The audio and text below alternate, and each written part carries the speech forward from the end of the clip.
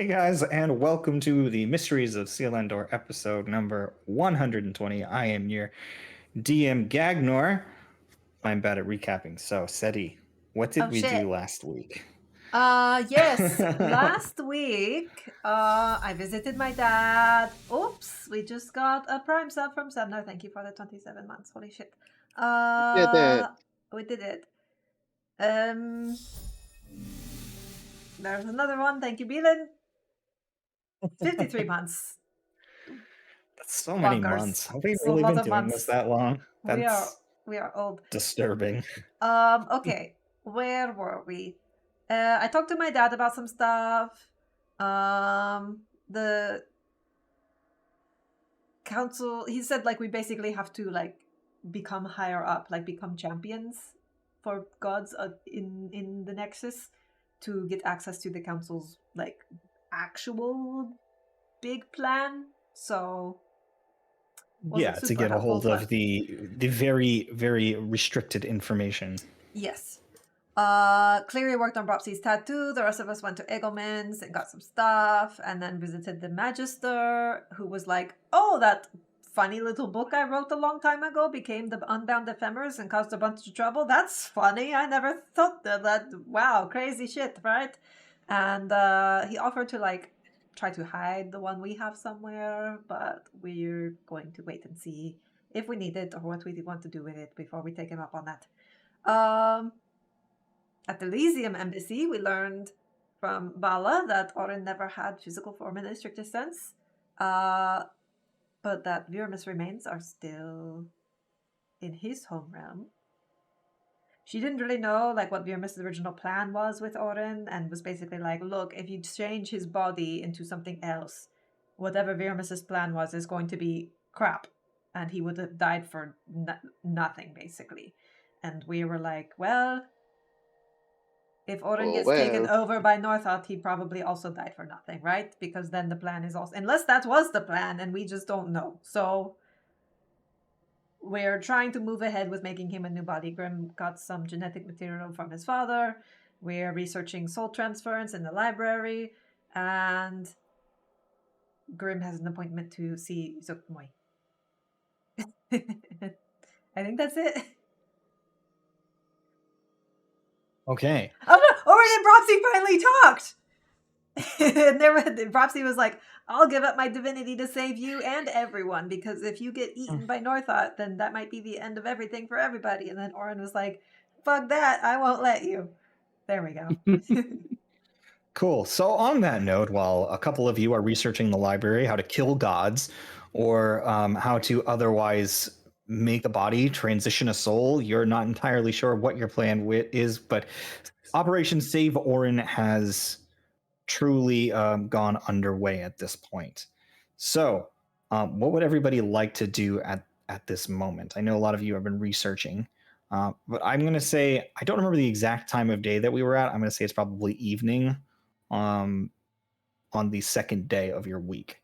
So when I say evening, like nighttime, basically at this point, on the second day of your week, as you are all doing your usual things that you are working on, or are you working with the rest of them to try to figure out something for your body, or are you working on one of your other projects? I was working on the rings, the Okay. communication rings. So if everybody else, did you all take time for this day to roll for production? Did everybody roll for day 2 of production? If you have, then we'll just go ahead and say, is there anything anybody would like to do before turning in for the night, or is there? Would you like to study through the night? It is entirely up to you. And then, Bropsy, what potion are you brewing? Because I know you said you were going to be brewing a potion. I believe it was the midnight oil one. Okay. And you have the ingredients that you need to make that? Good question. Sorry, I was acquiring food, so I still have to find the. Because I know that everybody went to Egelman's recently, and all of the ingredients would have probably been available at Egelman's unless they are very rare. Yeah, Bropsy has 2,000 gold to spend at Egelman's, so if she needs materials, you got 2,000 to spend there. Yeah. So we can retcon and say that you've gotten the materials. We just need you to pay for them based on the amount that you need to make. So Yeah. Okay. Midnight oil requires a flask of oil and Pixie's parasol. all right, so just find out what the pixie parasol amount is that 100 is gold. needed. 100 gold for a pixie parasol. Mhm. Okay, so 100 gold for a pixie parasol, and this is just per one flask of oil. We'll say I that have for the 10. I have 10 pixie parasols. oh, Okay. well, there you go. Grum's got 10 pixie parasols. Flask of oil, does it have a listed price for that as well? It just says 100 for the uncommon recipes. It doesn't like specify for each individual ingredient. You'd have to go to the That's other part of the thing. that's not what that's for. 100 is the base cost of the recipe, excluding the cost of the ingredients. Okay. You have to go look Yeah. separately for the ingredients. You'd like just do like a control F for the. Okay. But I have the pixie. I can give you a pixie parasol. Yeah, the rarity of ingredients costs like certain amounts, right? But learning recipes is a certain cost, and producing recipes is another cost as well. Pixie's parasol is rare, and it's 50 gold pieces. Ah. So yeah, so whatever the recipe, the base cost of the recipe is like 100. So like whatever the ingredients would cost would be like additional costs on top of that. But Yeah, since I have uncommon. the parasol, Yeah, it's an additional 100 gold pieces plus the pixie's parasol. I think the oil Right. is pretty cheap, right? Like 5 gold or whatever. Yeah. So you just have to get those ingredients. Mm-hmm. And get crack-a-lackin'. What's it say for the brewing time? I gotta go back now. It's I'm 24 trying hours to of find work. Yeah. So it'll take you 24 hours, but you can use the time dial cauldron Yes. to shorten that to 2.4 hours. Okay. Whatever the time is, just divide it by 10 if you're using the thing properly.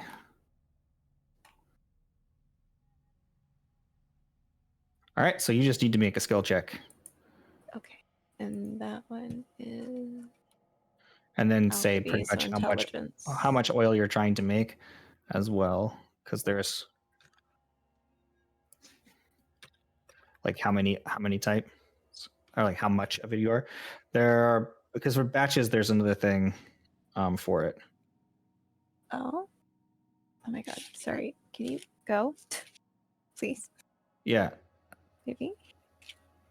Yeah, so it takes longer, but it costs less gold to cook in batches. I would definitely do that then. An option. Yeah. So instead of the full 115, you can dump it down to 100 gold apiece. Okay. And then are you just gonna do a batch of 5? Yeah, sounds good. So that would be what, roughly 8 hours ish If it's to do times that? 5, it'd be closer to 9 hours, right? 9 or 10. Yeah, after. I don't know what it is divided by 5 times. The 5 times 2 20. 5 times 2.4, right? I can't Yeah. help Be- with math because I don't know what the formula is. That would be 12 hours. Oh, that would be 12 hours. So it's just take 12 hours of brewing that. That's easy enough way to do it then. I did it backwards.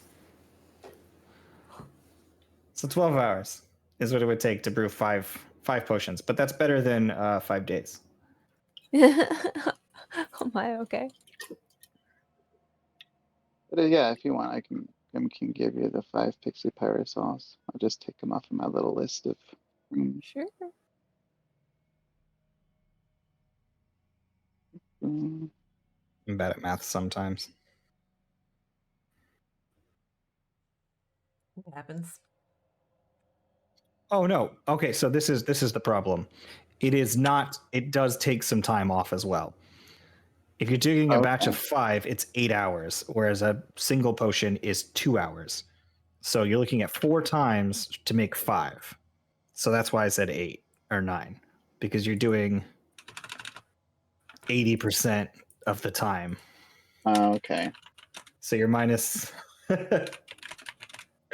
Why am I so bad at math? It's going to take you 8 hours, Kita. I'm sticking with 8 hours.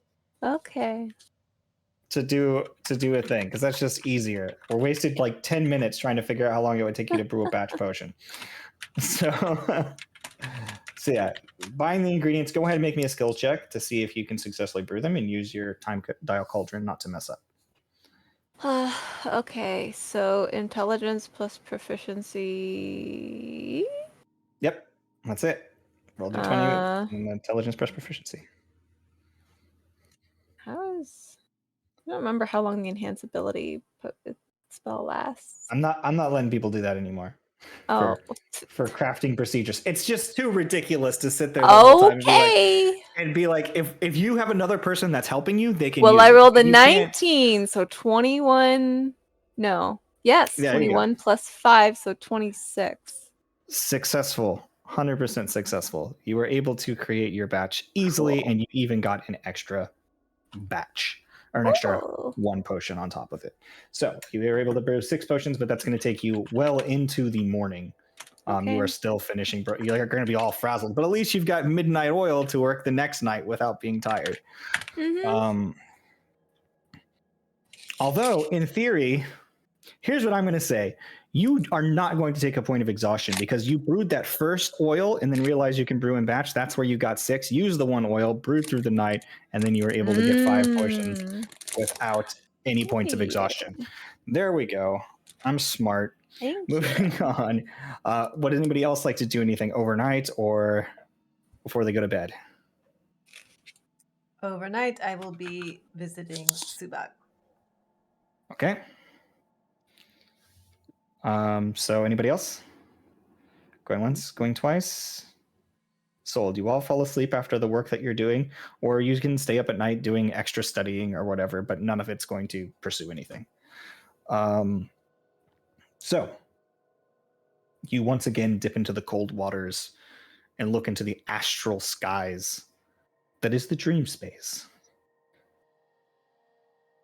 What would you like to do specifically? Just go straight into a dream, or is there anything special you want to do on entry? Or I'll go straight to Subak, but I want to be dressed in like full adventuring regalia with like way too many weapons, and just as soon as I pop in, I'm like, reporting for duty, Captain.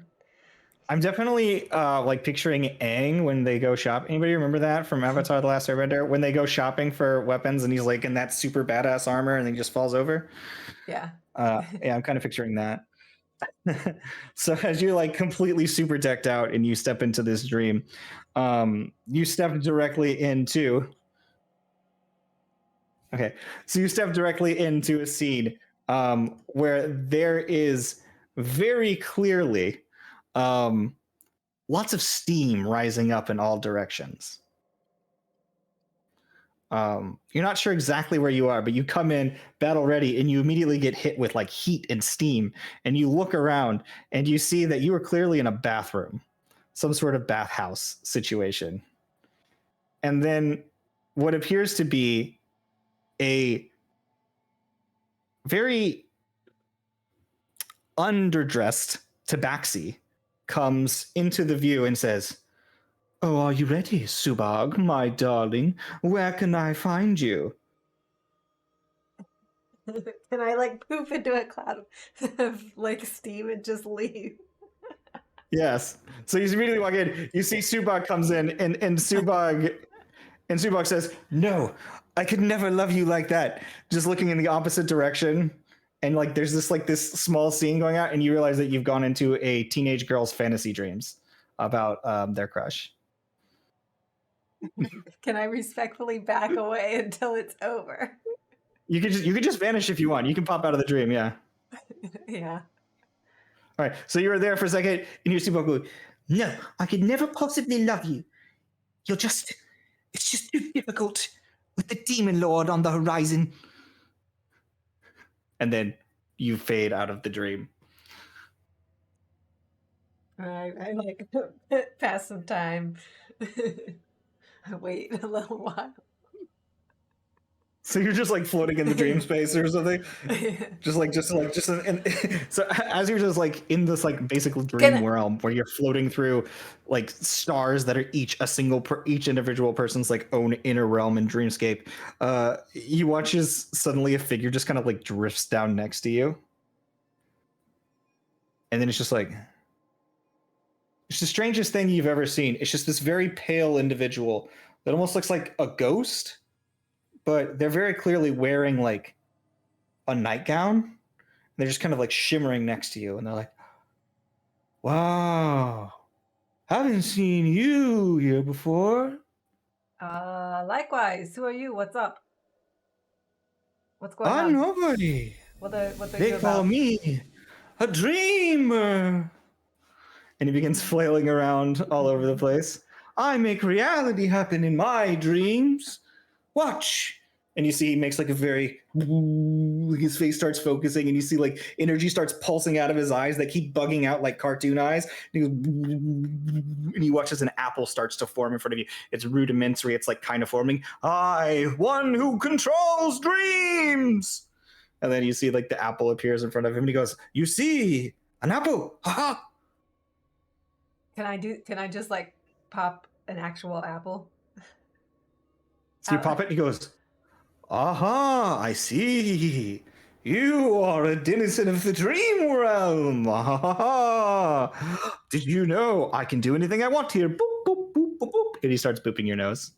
Whoa, hey, what? How did you get here? Where are you from? What's going on? Who's your dad? My dad? Wait, oh, no, I'm waking up. You ruined it. Ah! And you watch as he just like flies off into the distance. So okay. After some time, you wake up. Meanwhile, in the morning, what would everybody like to get up to? You have 5 days until you need to give your answer to Inveruna. Well, I mean, I need to get to the cauldron because I need a lot more time than 5 days. All I don't right. know what the rest of you are doing. Speaking of which, I'm rolling for the day. Orin, That's gonna take me a while to grow a body. Orin, one of your glyphs blinks out. Oh no! That would be the temporary one? Yes. Oh no! Guys, we gotta get a move on. We gotta fix it.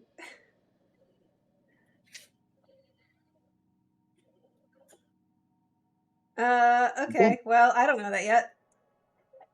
I don't think that growing the body would be the hard part. I think that would be getting a soul that's not. Because at this point, Grim should know. You have done a little bit of work on souls. You do not know the intricacies of moving a soul into another body. You know how to use a soul to guide a body into a regrown one that matches the body that was originally Right. from. I think the growing Yours body is part is not so bad. traditional clone process. If you want to use the methods that you have, you need to find an expert on cloning or an expert on soul transference, or ideally an expert on both. Yeah. So I think it's the matter of like getting, because I think at this point he knows quite a bit about growing new bodies. So getting a soul to stick to a new body, that's going to be the tricky part. Yeah. I think it being his father's body is probably makes it easier. Easier than some random body. Right, exactly, because it's like... similar in nature. I do want to talk to still wanted to talk to somebody else, but anyway, well, what did Cleary find out? Let's talk to him first. Did he find anything out about soul transfer? Cleary's research. Cleary comes out and he's like all puffy-eyed, and he's like, "Well, I did my best on what I could research." Seti, did you come up with anything before I? Because you were working with him the night before. Did you come up with anything with your research? Did I? I feel like you rolled for it, didn't you? If you didn't roll for it, go ahead and roll an investigation check. And Yeah. See if you found anything out. And if you were specifically were you looking into soul transference or cloning, or what were you looking for specifically? Body making? Yeah, I feel like I think- was mostly just like assisting Cleary, like. Okay, you were assisting Cleary. Okay, so I'll give Cleary advantage on his roll then. So much better. Okay. Cleary says, well, we looked into quite a number of books from a lot of individuals. I read a book on the man who made the original clone spell, also the woman who invented the original revivification spell. The first one that was achieved by non. Uh, uh, sorry, my brain's blanking, but non-religious means. No celestial spark, but to revivify via alchemical and arcane. Arcane means sorry. Honestly, the path that you took for immortality doesn't seem any less viable than any of the other options that we know, as far as I found in from the books that I could think of and that exist within this library. You might be the foremost expert on making him a new body as of current. But Grim does not know how we would make his soul stick to a new body that is not his current body. Right, so on that, and he pulls another book out. Says, this is a book on possession. This is the closest thing I was able to find in order to make something work. The binding of a soul onto another body actually is easier if there's already a bit of soul clung on there first. It's kind of gives you something to tether you onto it. While the other one grabs the bit of soul grabbing, whereas the natural tether of body to soul is the strong enough bind for a possessed soul to then come and take over. Possessing a dead body is easy for some ghosts, but only if they've spent a long amount of time dead, which would mean that their soul home is actually the material or ethereal plane, and they had spent a very large amount of time there growing. So our options coming from that research are, Oren, we kill you, and then maybe we do it in the cauldron, and we wait a few weeks. Wait till a year or two has passed. You've spent some time practicing as a ghost. Give you a new body, you possess it. It's not elegant, but I object. Yeah, not quite what we all had in mind, I know. it relies killing heavily him- on Orin being a very good ghost. And it also requires Before a lot I of was, curses to keep its soul trapped on the material plane. I think I killing was a him ghost is for a long probably- time before I was in this body. Killing him is difficult Oh, to do anyway, Right. because we still have to have a solution for his current body. right. Like, if we remove my soul from this body, it might just turn into one of them things. I think Yes. whatever process we do to transfer his soul must be concurrent with a solution to deal with the existing body. Also, how do fractures work with that? Do we have to take them out? I think they're part I of your think- soul now. Or are I they think part of the they, body? as far as I'm aware, they combine with your inner realm. Whereas they are physical object, in a sense, when you hold them, they only appear so here in Selindor. They are soul gripping. They should carry with you. They're part of your very essence of your being, which is far beyond your body. Although they suffuse with it and influence it, that primal energy should carry with you. That much, I am certain, lies within your inner realm. Yes. So that is another aspect of his body that we have to consider is making sure that it is compatible with all of his different fractures Like, that he has. like I said, at an at least partially robotic body would be right, considering your fractures, but I understand your desire for physical living organic form, especially with your new budding relationship. Trust me, I understand. Yeah. Perhaps we could try talking to Brightness?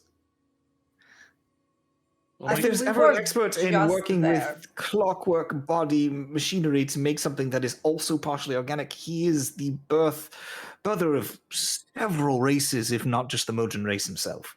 Well, yeah, I was just about to mention the one that's within Varuna, right? That's like a robot, but then fleshy. Right? Yes. I believe that those go by the title of inevitable. Yeah. It was a They are a type of yes. strange, quasi-organic robotic entity that will But so we know it's possible. I mean, perform a who specific knows? task.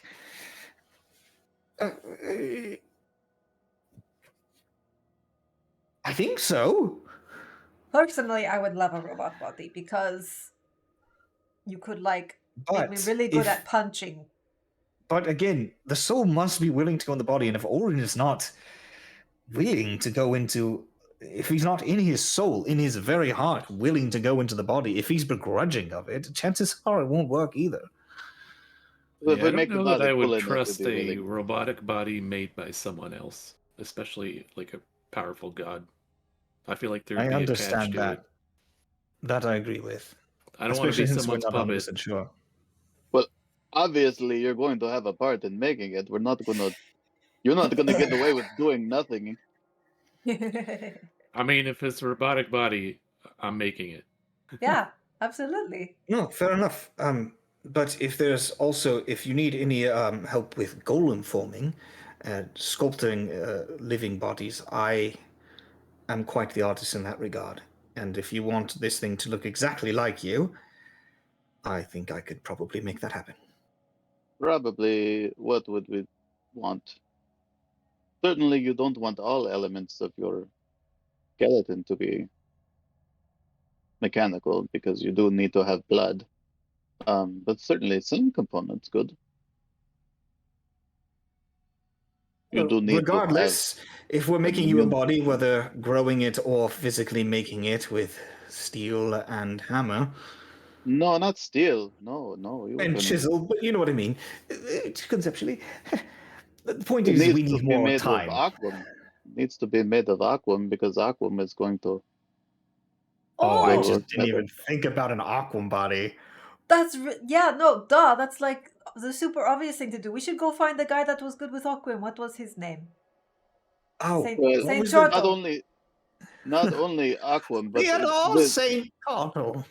not only that, but aquam is. It seems aquam is part of Vedava's nectar, which is probably going to be an important component in growing his body to begin with. I think I this is a good probably, theory.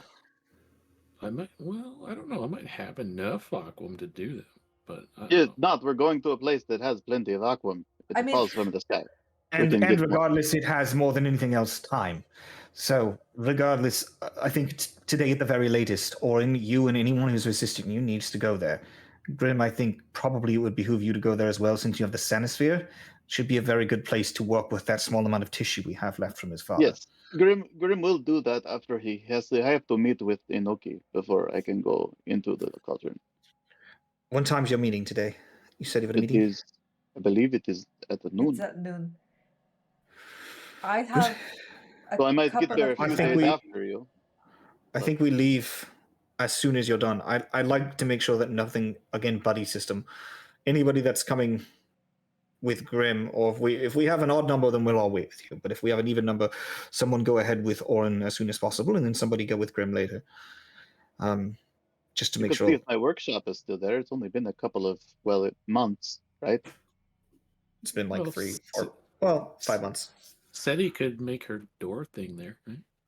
in the cauldron. Yeah, I can make the door, the mansion again.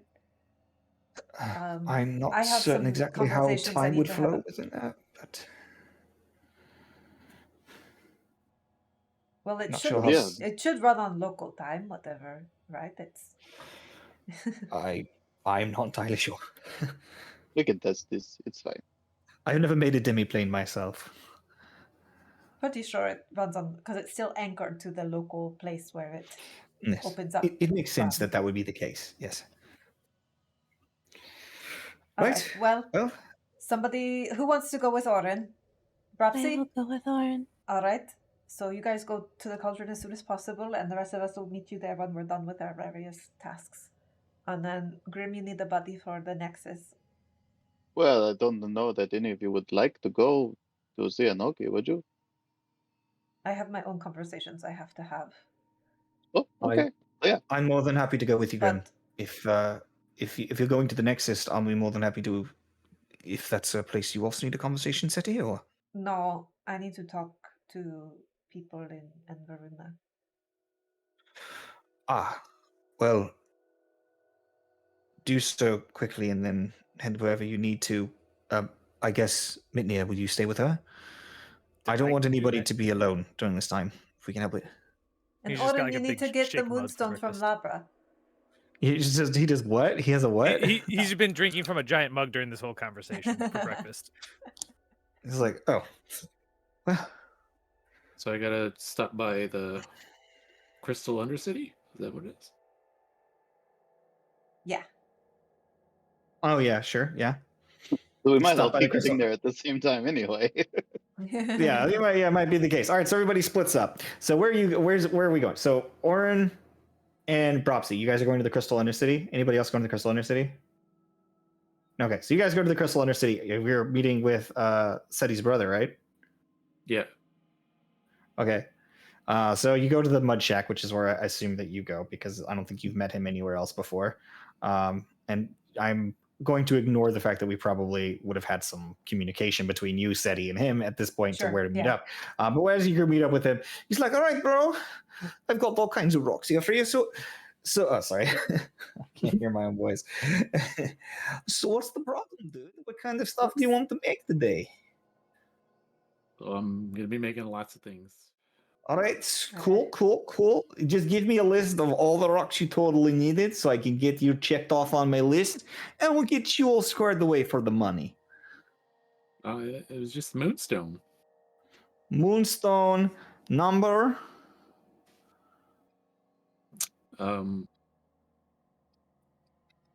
Poundage? One How many- like that's like coin size, I guess. Oh, sure, bro. You just want like one the size of a coinage? Yeah, I'm gonna break it into smaller bits. Cool. Yeah, no, sure, bro. If it's for a totally cool friend of my sister, 50 gold, totally yours. Okay. You got it. Sure, bro. I totally have like 60 more pounds of this if you want more. So you just let me know, all right? Will do. All right, cool. And go move some moonstone. You know what? Maybe I'll get some more off you, but can I trade you something for it? I mean, sure, man. What you got for trades for old Labras? Interested in any aquam? I've heard about the squishy water rocks. Yes. I could do in some trading for Aquan. What amounts do you have? What would you like? Would you like more of the current moonstone? Is that what you are trading? I will I'll just trade get you some more Moonstone. Yeah, I will trade you 1 pound per Aquan piece. Okay. So I don't know what my aquam weighs. I have 525 aquam, but I don't know what each one. No, he says 1 piece of Aquam. He'll one give you 1 piece? pound. Yeah. Oh, okay. So I'll give you 5 aquam for 5 pounds. And so like a pound of this moonstone's like yours is like disc size, but this would be like a large marble, like slightly about the size of a golf ball. It's about a pound. So 5 aquam for 5 pounds. all right. Yep. So he heads it to you. He's like, there you go, bro. Labras is becoming a pretty big deal of a rock dealer down here because of all you guys. I have so much overhead, so many good like jobs picked up from your blue line friends that like I'm totally becoming like Empire Rock guy.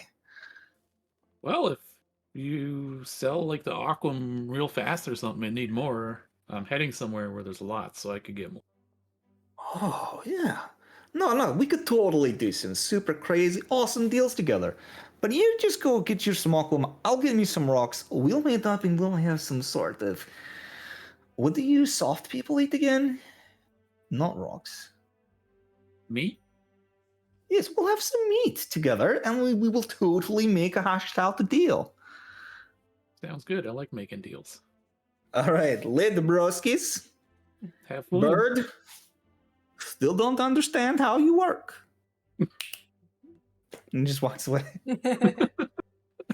I love will him. finger snap back at him without saying a word. All right, so as you guys do that, it probably takes you guys about an hour to get that done, to get down there, meet with him, get it. And then from there, you can go straight to Coral Weave. And from there, you will have to either swim about a mile underwater or get yourself an aquam vehicle or an escort to take you over there. Because there is no teleportation portal that will take you directly into the cauldron. So, as it stands, Well, you guys could use the Zephyr board. You could. It might be difficult. It'll certainly drag you along. Could just hover Zephyr- over the water. No, because this whole thing is underwater. From beginning to end, it's underwater. Yeah, Oh, okay. Coral Weave is completely submerged. It's like multiple miles underneath the surface of the water. The entire entrance to the cauldron is underwater. If I was not clear with that. Well, That's why they're all in bubbles. we have the we can breathe underwater, right? We have those necklaces. Yeah, you guys have like something that you doesn't cost you attunement but lets you breathe underwater. I don't remember what it was though. We had hats, but then someone turned them into necklaces. Yeah. Grim still has his hat. Yep. Yeah, was he just not there? Or he was just like, I like my hat. Anyways. So with that on the window, we'll say that where you guys currently are is Coral Weave in the teleportation chamber. Moving on, Seti, Mitnir, where are you guys going to talk to? Apparently you need to speak with Inveruna. How would you like to accomplish this? Where would you guys like to go? Oh boy. So I guess I'll just try sending a message. Let me pull up my character sheet, make sure I mark it off. Oh, I never took my long rest. I'm not sure it matters. I don't think I did. Yeah, anybody who hasn't taken a long yesterday. rest, please do so. You've definitely taken them since the last time you did something. Long rest. Here we go. The one Take thing long we rest. can do once we get to Coral Weave is I can call Lady Ushiden on my seal and just be like, yo, you're the only person we know down here. Can you help us get transport to the cauldron? Yeah. Was Ushiden the Naiad. the Naiad? The Yeah. Nereid for the Nereid, Crimson yeah. in the Crimson Dawn bubble. Oh, fuck. Oh gosh, my brain. Crimson Dawn's guy. Okay, cool. So when you I have We'll her have you on my guys- seal contacts. we'll have you your message with her once we get back. So where were you guys going? What were you doing? How are you contacting? My brain shut off for a second there. Who, me? Oh, Seti. How are you Sorry. contacting Inveruna? Sorry, I was trying to figure out how to ban somebody from OBS. I can't. I don't know how to do it. What? Oh, we just got like a spam The message. spam thing. But I can't Oh, do. I- I can't moderate from inside OBS. I don't know how don't to do even it. check. I don't even check stream. I forgot we streamed. What a deal! Thank I you, got it. Velan. Thank the mods. I did a mod thing. Thank the mods. That's- I can't moderate my own channel, but that's what Velan's for. Someday I'll figure out how it works in OBS. I'm assuming you can do it, but anyway. Yes, I will send a message to Kieran, I guess. Just straight up send a message Just to Kieran. straight Okay. up send a message to Kieran. 25 words. Let's go. It bips. Hi, it's Seti. We got off on the wrong foot. And I want to apologize. I'd like to try again. Is there like a reasonably private place that I would know about in the academy somewhere? In like the academy? That's like neutral ground. I mean, like, there's some dark corners here or there, but you guys haven't spent a whole lot of time exploring this place to find hidden chambers or I've secret walked areas. places. I've taken classes. Yeah, I mean, I've been to there's the some library. spots like at this point where like people like it becomes kind of a ghost town. Or like a where garden, between- is there like a big garden we could like maybe meet at a bench in Oh the garden? yeah, or sure. something? You could meet in one of the different grassy areas on Logic's Landing. There's so much space there, and there's so many like benches and everything that people are like hundreds of feet apart, and they just don't bother with each other. But there's no real privacy as much when it comes to that. If you wanted to, you could meet somewhere within the walls or near the walls of the academy itself, within the halls of erudition or the halls of nascency. Because again, the rooms move and switch around a lot, so there ends up being little catwalk areas that'll appear every now and again where you can quietly discuss. And it's behind these catwalk areas where there's a door that leads to Inveruna's secret lair. So you know that they know how to get into those. Yeah, that So doesn't if there's- sound like neutral ground so much, but I think he'd be more willing to meet me somewhere that was more his comfort zone and also like out of the public view. So, I mean, do that like those? How are there names of a spot like I could give him? Meet at you guys spot also at technically noon. own a single workshop within the halls of erudition, 50% of, 25% That's off. right. Could I find? Yep. Yeah. 25% of a workshop. Yeah, 25% of a workshop. Okay. Meet at workshop at noon. Meet at workshop at noon. Okay.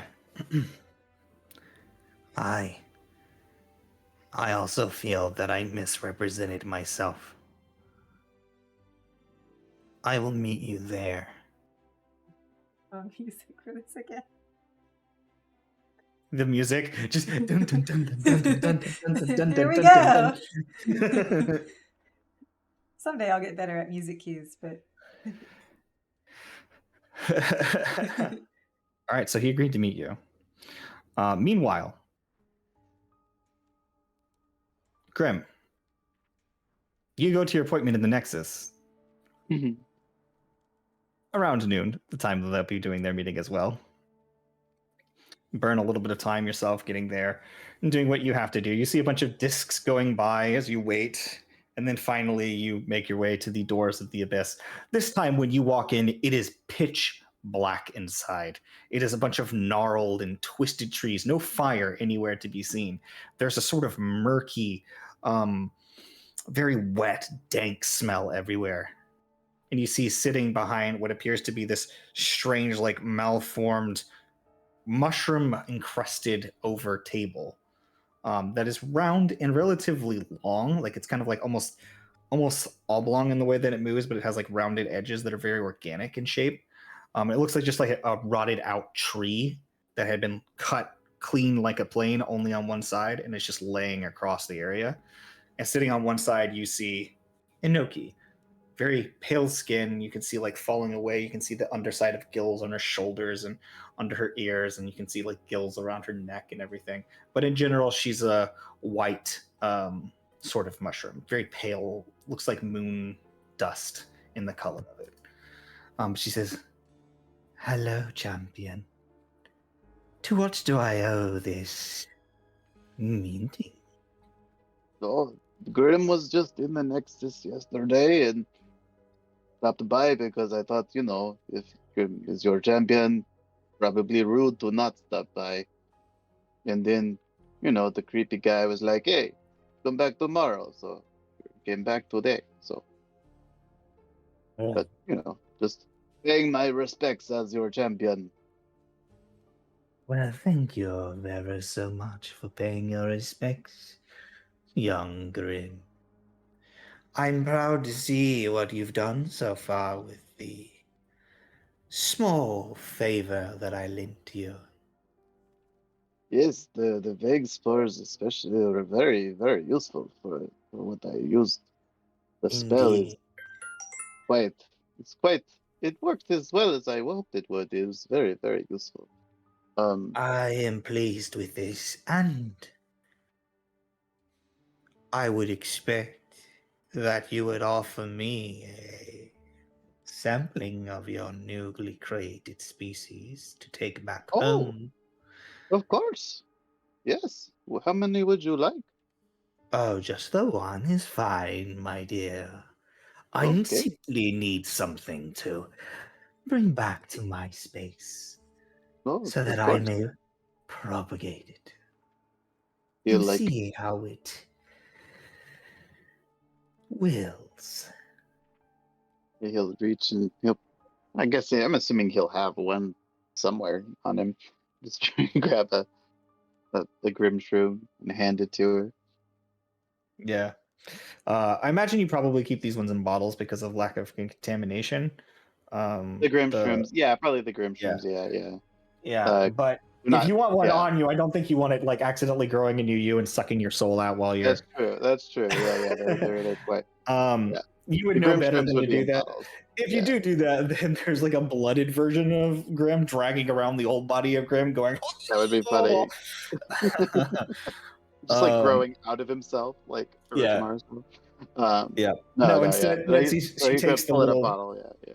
blue veined black red and blue thing and this strange like sort of living shroom that seems to like lurch up and like breathe towards her. You can see the gills open up and the top of the cap sort of leans up towards Inoki as her finger goes towards it. What a curious young one. Oh, Grim. Perhaps champion is too simple a title for you. Someday mayhaps you will become the Mushroom King. Oh, I don't know about that. The Grim just wants to. They just want to play with my mushrooms. They're my little friends. They're so, there's so much you can do with them. People think they're just Yes. plants. They're not just plants, They're We are much more than that, as I'm sure yeah, you're aware. Well, much more like animals, really, than. she takes it, and as she like holds it into her hand, you see its little bitty roots, like the little I'm not sure what the term is for them, but the little hairy bits that go inside, Mhm. that grow down for roots for the connecting points for mushrooms, begins to pull out of the ground slightly and begins walking out of the small bit of dirt and climbing out of the tube that you handed it to her in, and it crawls up onto her skin and it disappears into her arm, and she goes, "Welcome home. I am very pleased with this offering, Grim. You are quite Now, welcome. is there anything that you need of me? Now is your time to ask. I will not have many times for meetings, as the goat has made quite a bit of trouble near the borders. Oh, and they love leading us to deal with the dirty work, because we like Well, it. well, Grim does not know how much you know. There's things that Grim cannot say, but if you have any advice or anything, Grim is all ears. There is something you cannot say to me? Yes, because How curious. yes, Grim is unfortunately, there are things that are, well, I just kind of like wiggle his bracelet at her. Very well. Talking around things bores me. Simply give me your request that I may grant it or deny it. Well, no, there's no particular request, but if there is anything that, if you wanted to, um, if you had anything you wanted of Grim, or if you had any particular advice or task or anything, it's. But The only task I have for you, Grim, although I'm quite pleased of your asking, and tempted to make you do oh so many things, I simply wish for you to quickly advance make room in your soul and take in your last gift that I gave you. All right, Grim will do that soon, I hope. In the meantime, I'm gonna go grow a person from the body of a dead, not god. He's not a god, but a dead celestial. I'm gonna go make a person. It should be fun. Oh, are you going to twist it, mangle it, rot it at all? No, not this time, but I might. I don't know. It's gonna be. I'll use similar processes, I think, to how I made the mushroom. It'll be similar in the science, I think, but Well, let this me one, know how your unfortunately, success is, because I'd love to be able to grow a celestial. yeah, it might be quite interesting. But we might actually make him a little bit mechanical too. It will be quite interesting. Not the biggest fan, but Oh no, not do not the as you Grim will. either. It'll be interesting to see though how you can fuse the flesh with mechanical. I don't know how that will work. That is not my specialty. I don't like the metal bits. There But are several things that can fuse things together along the seams. Magic is one, yes, but yes. there are other things. Mushrooms have a way of growing into everything. All there needs to be is the tiniest pore. Hmm. Perhaps, yeah, maybe some kind of spore could connect the flesh to the maybe some kind of Just a thought. But as it yes. is, I have many things to attend to. Yes, Thank of you course. for I won't your keep you. visit. And again, know that I am pleased. Keep tinkering the way you do, and bring me anything else you might create that can join and or strengthen my kingdom. I find it Yeah, very pleasing. well, I will try to make more interesting species. Well, off you go. You see the ground kind of like Good. picks up a little bit under your feet and kind of like Give her undulates like you over towards the door. give her like a little bow. Just be Yeah, like, you're hey, bowing and undulating backwards. Oh, yep. okay, Mhm. see you later. All right. Orin, as you get approached by this watery entity made almost entirely out of water, her sort of bare shoulders sparkling in the small amount of light that comes off of the magical lamps that they have around the red light district. Thank you both so much for meeting me here. So you are in need of transportation for you and your friends? Well, it's just for me and Ropsy here for now. Hmm. The others will be coming later, so I don't know. Well, there has been lots of travel to and from the cauldron ever since you unlocked it. And considering the sheer amount of time of what happens on the other side, and then what comes back, there's a lot more vehicles going in than coming out. Strike that, reverse it. There's a lot of vehicles coming in and out all at the same time. It's quite a traffic conundrum at the moment. I can send one vehicle. If you are willing to wait for your friends, it would be much easier for me to get all of you. However, if you wish to leave now, then the rest of your friends will have to find their own way. Challenge accepted. We know how to Let's swim. swim, It's guys. fine. Yeah. Yeah, we'll head out now. We were told to go there immediately, so. Very well. Come with me. And then you see that there's a moment, and she whispers something to a very familiar Koatoa who looks at you immediately and just goes, "Oh, hey, how's it going?" Oh, that guy. And then just flops his way away. The fish guy. Yeah. It's just like a straight up sardine head coming straight up. We go, "Hey Yeah. guys, what's up? So nice seeing you. I'll go get the vehicle ready." And you see that he Nice starts seeing you walking again. towards the edge of the bubble, and as you do, you see the shape of what like appears to be like an orca coming across the edge. He's like, "You're the one today. We've got jobs to do." So he takes them, and they They begin looking for or preparing a vehicle for you guys. And it's not long before you head underway. And it's basically like sitting in a little bit of an underwater traffic jam for a moment. You come out and like there's people that are swimming relatively fast, and your vehicles will go faster than them. But once you get close, there's like a checkpoint, and you even see sitting in it, dipping in and out of the cauldron, almost like it's breathing in and out, vehicles going in and out. And again, these vehicles being quasi-organic aquam vehicles, are just entering in and out. And there is an actual toll booth that is set about a quarter mile away from the cauldron, that as you guys hit it, she immediately like sticks a hand out and drops a few little aquam beads into it, and just the thing lifts and she goes forward. She's like, time has been advancing quickly here. Yeah, I'd say. They got this little device here set up quite early. They just said that there were too many individuals in order for the cauldron of purity to sustain them. As such, people must enter and leave within a certain amount of time, unless they are permitted entry.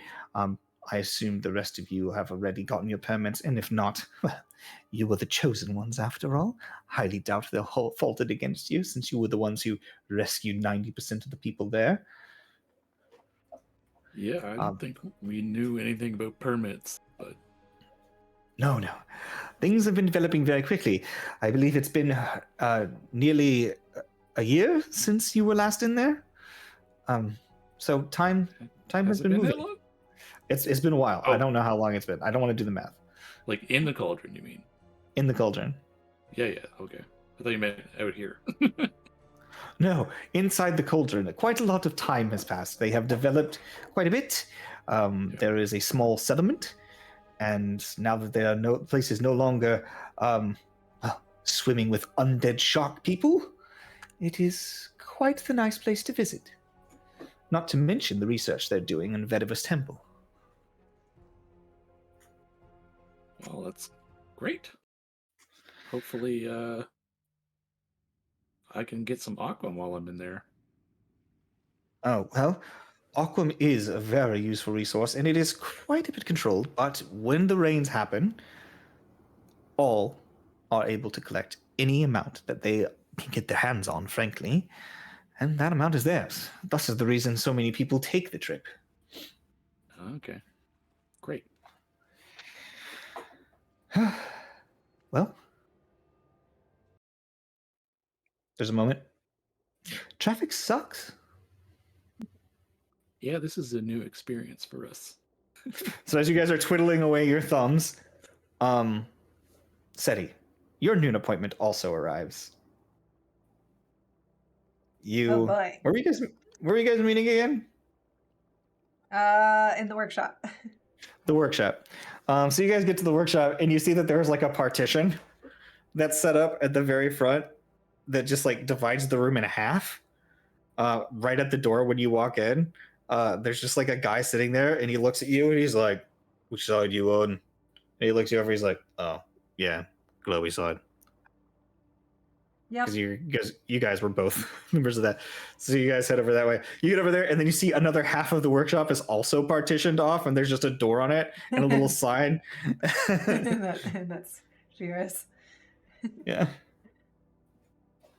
Yeah, so this little quadrant that we have for our use, it's unoccupied. It seems like There's nothing in there. The doorways between them are. They haven't even set anything up yet. They haven't set anything up in there. Caldwell hasn't even been in yet because like it's been such a short amount of time. So this place is like completely empty right now because you guys were the lead people on this. Like it's untouched in your zone. The other zones are fucking banging. Can I try to put out a lunch spread from the Bag of Bounty so that there's at least like a little picnic or something? Yeah. What size are you gonna put? Like, what size of a banquet are you putting together? Like enough for just like you and Mitnir to like go to town and make everybody jealous? Or are you doing like a huge? This is for entertaining. Like, hold on. Right. Make sure you include baked chicken. It's in my book here. Good dietary habits. I'm supposed to have baked chicken. Okay, we'll do baked chicken. The book says so. He's supposed to eat 4 baked chickens a day. Well, he started with like 6 raw eggs. That was in the mug this morning. I. Oh boy, that one's gonna need a reroll. I did not roll high enough. Perhaps he's not here to give me guidance. You Oh no, can that do one it. was lower.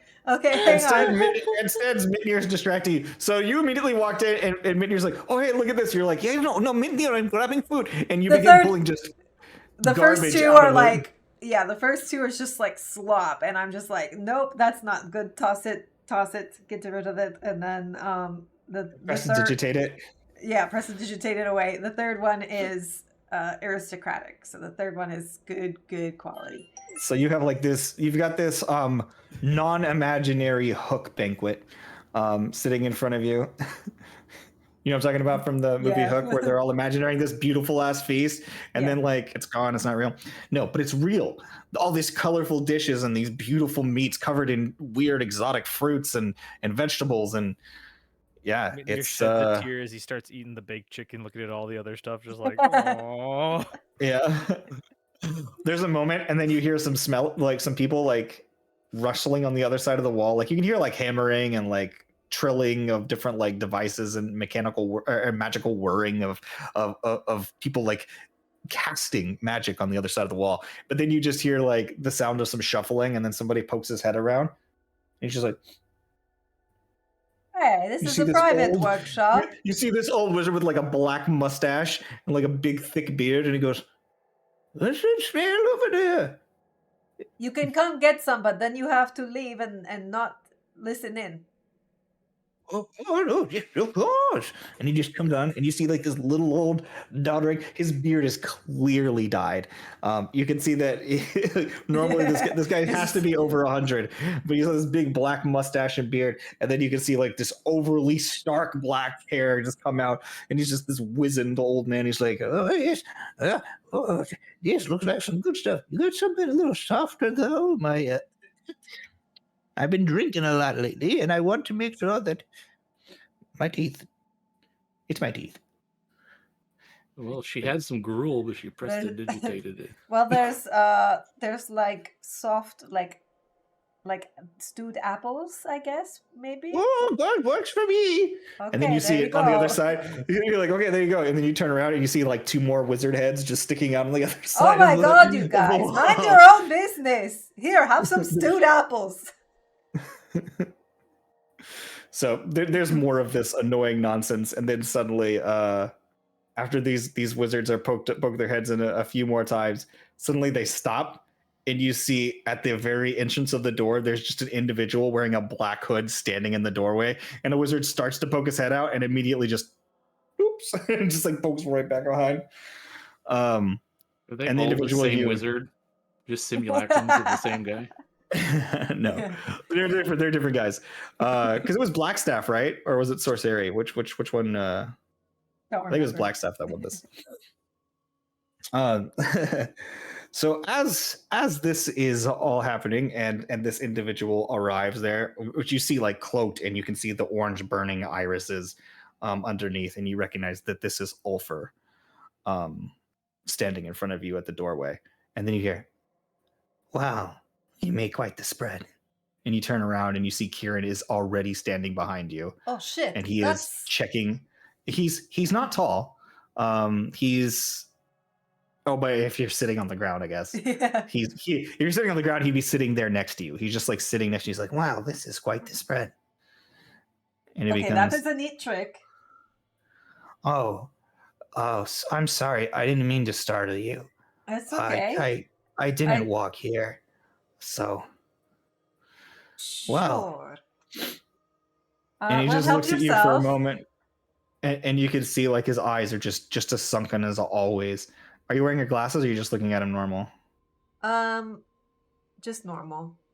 Yeah, you're looking at him. He's just got like pale skin, sunken, like the biggest bags under his eyes, and they're sunken and dark. And he's looking. He's got like pitch black hair. It's very shaggy, and you could tell like he probably doesn't have very good hygiene habits. Like it's kind of like nappy, a little oily. And he looks at you, and he's just like, "So, you wanted to meet have a second chance at a first impression. I think I Yes. like that as well. Yes, I Hi, thought we could both. my name is Kieran, and as you know, I'm a member of Inveruna. It is very nice to meet you. And he gets up and he stands up for a second and yeah, and he does a very awkward bow. Seti will get up and say, and I'm Seti Mera, but you may call me Seti. And as you know, I'm, well, a lot of things. And I'll do a little flourishy bow. So, yeah, nice to meet you. And of And then he course, looks over Mitnir. at Mitnir and he's like, Mitnir will stand up with like his mouth still kind of full of food, and there's like Mitnir, and does like a half bow. Like, "Hi, Mitnir. I've never spoken to a dragonborn before you. Um, it's very nice to meet you." And he Kinda gets looks up at and does Seti, another like, awkward bow. it's nice to meet you too. He's like looking at Seti, like, am I saying the right thing? Seti gives him a thumbs up. All right. Well, so what's the next part? Well, the next part And is. he's not saying that to you. He's looking over at Ulfur. And Ulfur's just like got his arms crossed. And he's just like, just shrugs lightly. He says, "Oh man, if he wasn't busy, I would have brought Aldusk. He knows how to do this stuff. Damn it." Yes, well, Um, Oldusk is not good at making first impressions. At least he wasn't with me. I think he probably left with the exact impression he wanted. Yes, I suppose he did. But it was not a nice one, and I would like to see if there could be nice ones made. So why don't we Okay. sit and talk, and if you're hungry, enjoy whatever it is you like. Yes. I don't have to eat, but I do like it. And he sits down and he starts I'm like a trying fan like of the the tiniest little bites, like the littlest itty bitty Kita bites worth of food. You. I didn't need to be called out like this. Uh, He's I'm even literally using a He's bird. even using a fork and a knife. I'm just kidding. No, he's, Hey, Hey, at he's least just my he- hands are clean. No, he's just grabbing it with his hands, and like you can see I that he's point like wearing out- like these little black gloves on. And just I point out the barbarian creamfield donuts. Oh, that's the- interesting. I'm quite fond of those. Those are nice. He bites into it, and then like you can see his sunken eyes kind of light up for seeing. He goes, "It tastes like clouds." Yeah, they're so light and fluffy. It's Wow. Ulfur, we're getting barbarian cream-filled donuts from now on. And you see Ulfur just eyes narrow underneath the hood, and he says, "Yeah, sure, Kieran." He kind of glares at you. Well, this is very nice, much better than our last meeting. I agree. Donuts make everything better. I Now, think so too. shall we get down to business? I assume you know that we've been clued in. Oh yeah, you guys have the bracelets, which means you can't tell anybody, which means I can talk to you in general. I assume what But I last know time now. it didn't go so good, so Yes. I assume this is what you wanted to tell me last time we met, that you couldn't because it would kill me. So, yeah, I tend to not tell people because I don't want to have to kill them. Because I will, and it's easy, but I don't like to. well, yeah, that's good. Killing people is generally not first course of action for us either. No, So, no, it's a necessary evil at times, but it is evil, and that's not Yes. what our goal is. yes, I can see that. Well, the ends you're working towards are perhaps the same as ours, although through a very different means that I had not even thought possible. And now we have a lot to consider. And I was wondering if you could maybe explain a little more what all of this will look like.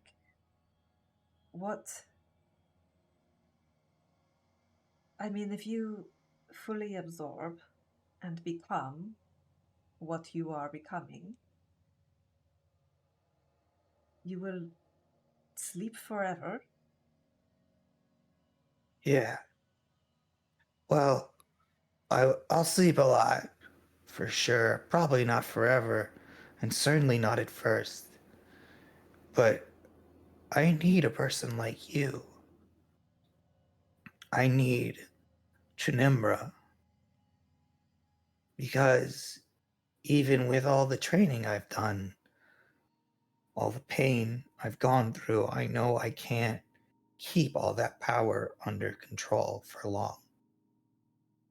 And I know I'll need to sleep. And that in itself is my reward. Do you not sleep now? He looks at you, and you look at his face, and you see it. And he Thank says, you. I know. I've never slept a day in my life. I'm so sorry. That must be really hard. I'm what they call the sleepless child.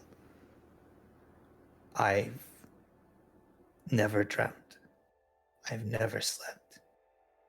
I've walked through darkness and light together in chaos and hell for as long as I can remember. My mind did not adapt in a way in which I could still get what I needed from sleep without doing it like the elves. I simply am always seeing dreams, but never resting. And they said that that one thing is what made me perfect. Perfect That's for what this. made this start. Because I had the basic need for what was needed to get things done before it consumed me. Because you weak humans would fall asleep instantly and be taken over. Not humans, mortals. Sorry, that was racist.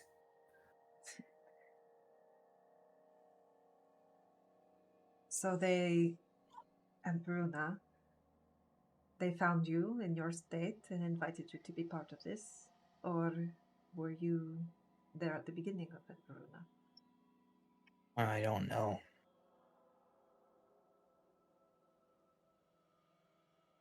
Everything's kind of a haze. But I know my friends, and I know what my goal is. And I remember you for some reason. I see you walking some by times in the darkness. I followed you, and I'm sorry I scared you. Okay. I know you didn't mean to. But I Do you just know? want you to understand that what we're doing is very important. I know it is. I know something has to be done. I am not convinced this is the right choice, the right way to do it, but I am fully aware that I do not have all the information I need to make a good decision. So I am here to I learn. have some information. Ulfer has some. Right, Ulfer? Yeah, I've got some. See? Yes. Maybe together we can all have more. What is it you want to know? Well, first of all, do you know why you are the way you are? This phenomenon? Are there others like you? Mm, Or... Don't know. Pedo says that I have something special. I was made by some ignorant god.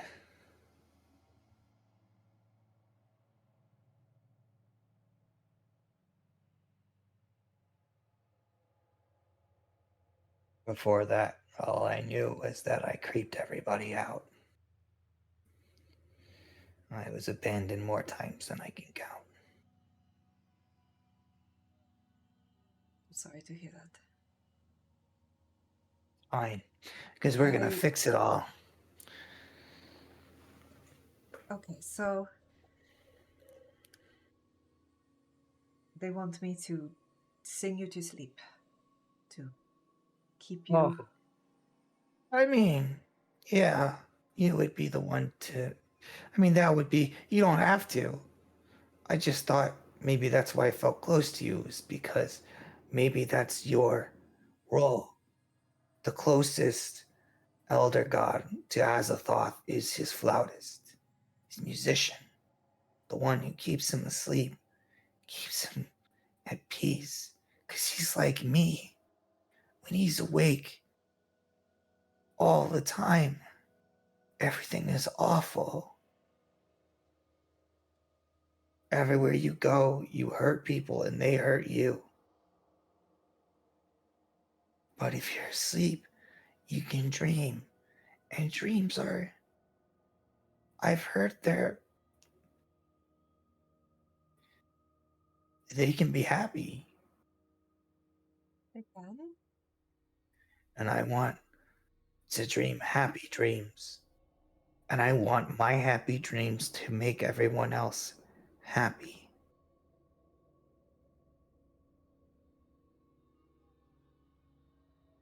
Right. So what is it? What would it look like when you are not sleeping? In those moments at first.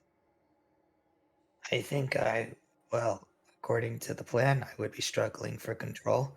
But after the right amount of persuasion and use of our instruments, we should be able to rein me into full control. Otherwise, I have been assured by Peto that he will take care of me on the spot. Which, even in its worst case, would be enough to weaken Azathoth.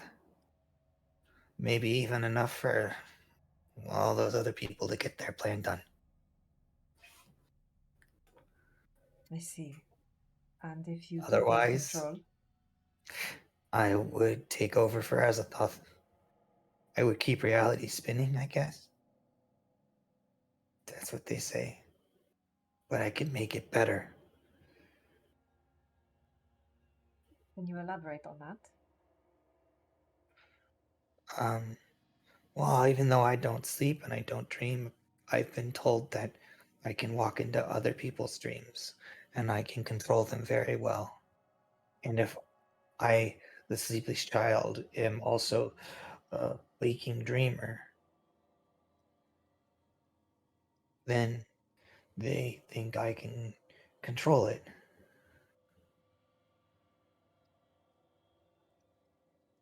They think you can control Reality. because you are the sleepless child. Yeah, I'm in that and all the things they put in me and stuff. The training. And, well, I don't. And then Ulfr just immediately pipes up. Kieran can do it. We all believe in him. Whether or not you do or not doesn't matter. Well, it's not so much that I don't believe he can do it. I'm just trying to understand what doing it looks like. What would reality look like? You make it better. I guess like this. And he reaches out, and as he does, he touches your head. If you let him. Okay. And he touches your head, and as you do, suddenly you are greeted by a feeling of, first of all, emptiness, joylessness. And then suddenly you see a sunrise. And you see trees blowing gently in the wind. A bunch of creatures, animals, people walking, running, eating, sleeping, making love, laughing. No structures, no hunger, no food, nothing. Just people doing, creatures doing, everyone doing whatever they want, whenever they want, with no requirements. No one appears sad. No one appears jealous. Everyone's just living, requiring nothing.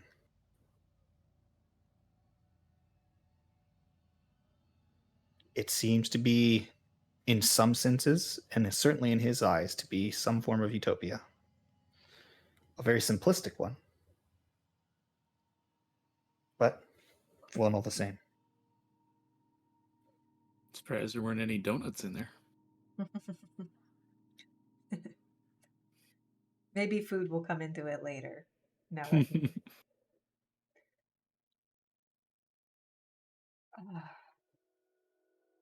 yeah, that does feel like a dream. I think this is the crux of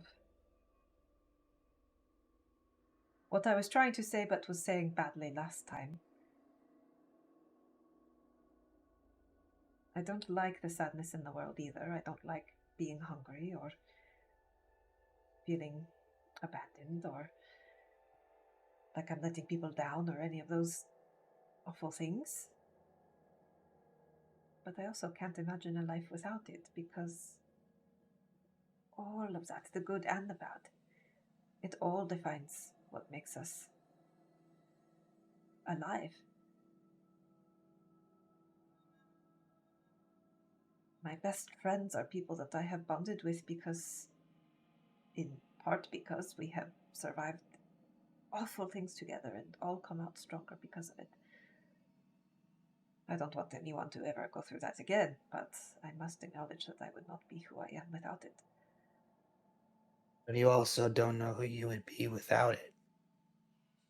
And you might like her just as much.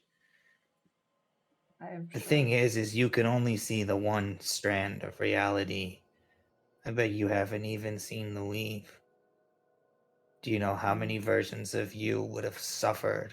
How many versions of you would have had lavish, enjoyable lives? How many versions of you are all happy with where they are and would say the same thing as you? And all of this envious of one another if they actually knew. Or, thing is, you don't Yes. know. No, I don't. But I know that the life that I've lived and the people that I've seen couldn't live worse lives. Yes, that is the other side of the coin, isn't it? I don't know how we rectify that, but Ulfar may kill people, but it's not like he does it because he likes it either. Not that I don't like it. You're not helping.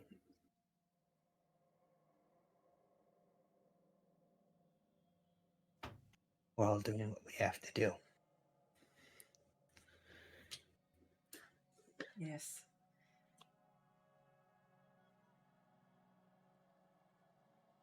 When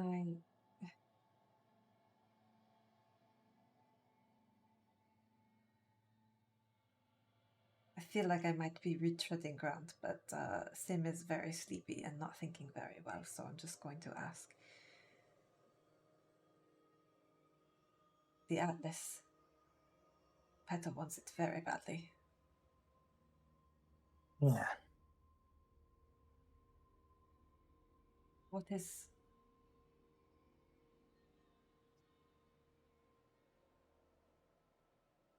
What is so important about this? That Honestly, I don't think it is that important. I just think it would be helpful. Nothing is dire. It's He not did make it 100% sound- necessary. he did make it sound as though our lives were very much in danger if we did not give it to him. Right. But that's because you're not necessary either. I like you. I'd like you guys to join us. But the book would be helpful. And if you're in our way, and you're not as helpful as the book, then it makes sense he would just kill you, right? Ulfer's like, "Hmm?"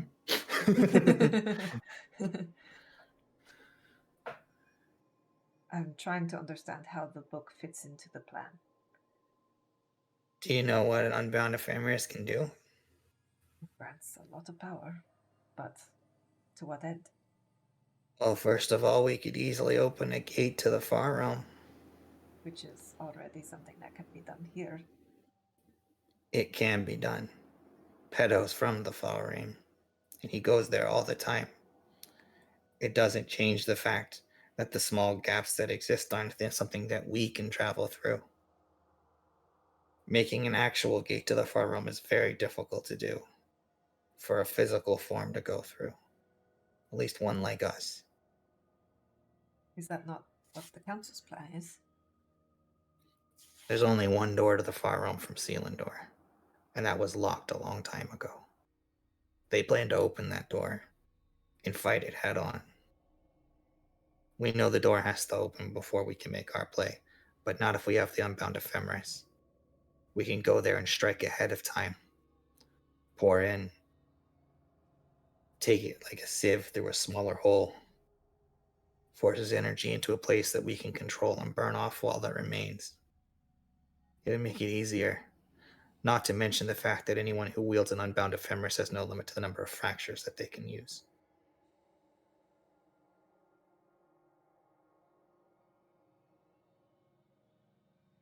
Neat. So it would let you go in. This would perhaps be a stealthier entry. Would this be a one-way gate? It Does would it be a not- surprise attack more than anything else. All of those eldritch gods are looking at that one door, those that are aware of it. None of them are looking for someone to open a hole in the back wall.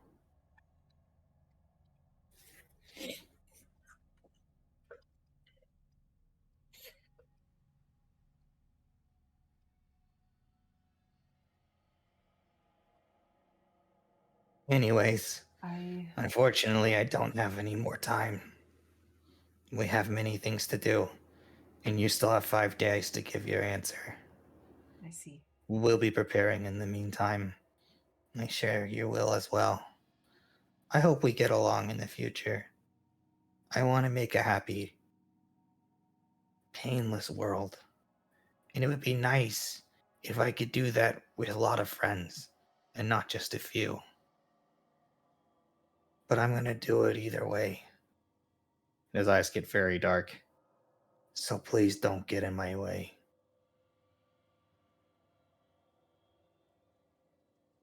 And then he just gets up.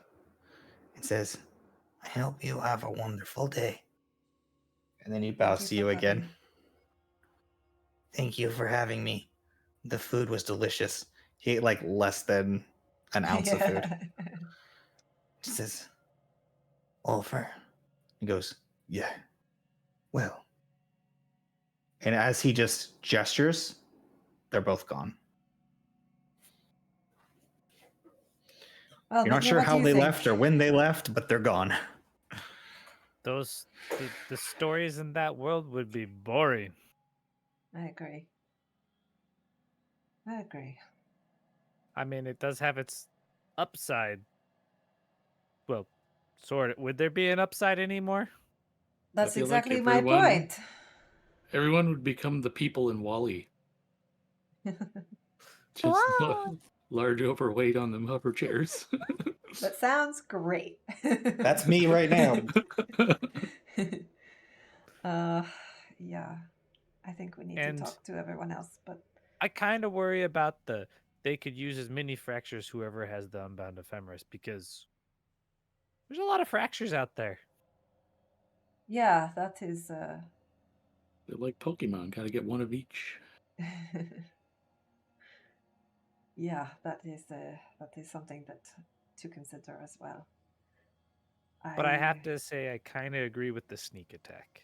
You know, The sneak attack is a good idea. I agree with that too. But can we poke our own hole?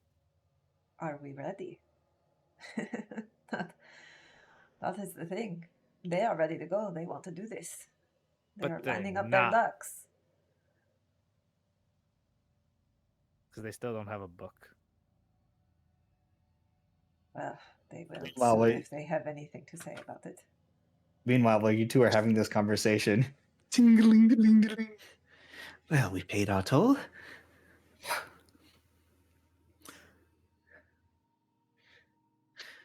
I hate traffic. What do you think? Another couple hours? Maybe get there? Oh, no, Outside it's your still- window, you see the rest of us swimming past. she's like, it'll still be shorter than if you swam normally. Trust me, dear. But it's only been like 30 minutes, the whole thing. But it's just during the whole trip is like 30 minutes. But it's because that swim used to be like 10. You know what I'm saying? During that same amount of time, that it's just like, oh my god.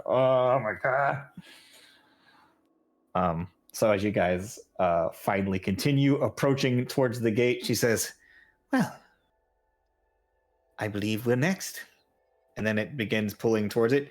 Obviously, for very specific reasons, we cannot take the vehicle with us. This is where you part. Yeah, no problem. Very well. Do you know what day I should be picking you back up? Nope. Very well. Feel free to message me. Might have to wait a bit. Okay, no problem. Very well. Thanks for. And she getting us drops here. you off. And then usually like a small line, and then people are like, next, and you hear like the bubbling underwater, and like individual fish people are swimming in, tritons, merfolk, all different kinds. Lokitha, all just diving into the water and popping up on the other side, as well as the individual shark folks that you have not seen before. Meanwhile, when your turn finally comes up, you look inside and you see once again this sort of like glossy, like rippling something that looks like water even underwater because its density seems higher. Yet underneath you can see like you're looking down through a sky into the temple of pure, the crescent isle that is the cauldron of purity. And as you and Bropsy lean in and find yourselves swept once again into the cauldron of purity, we'll go ahead and take our break. So we'll be back in about 5 minutes, guys. Thanks very much for hanging out. And get some water. Go to the bathroom. Do your things. People are people. People are people. Back in 5. We are back. Just hands. He I said. did finger guns. Oh, damn. Just hands. Oh, shoot. I switched to finger guns. Okay. All right. So getting back into it, as you take a step and you find yourself swirling down and then gushing and rushing up, you hear the sounds of birds chirping, sunlight beating down above you, and a massive face smiling almost at you at eye level. You see the face of Vedova in the distance of the horizon. The sun is still moving over, artificial though it may be, in the middle of the day. And you can see immediately that to your left there is what appears to be stairs on either side.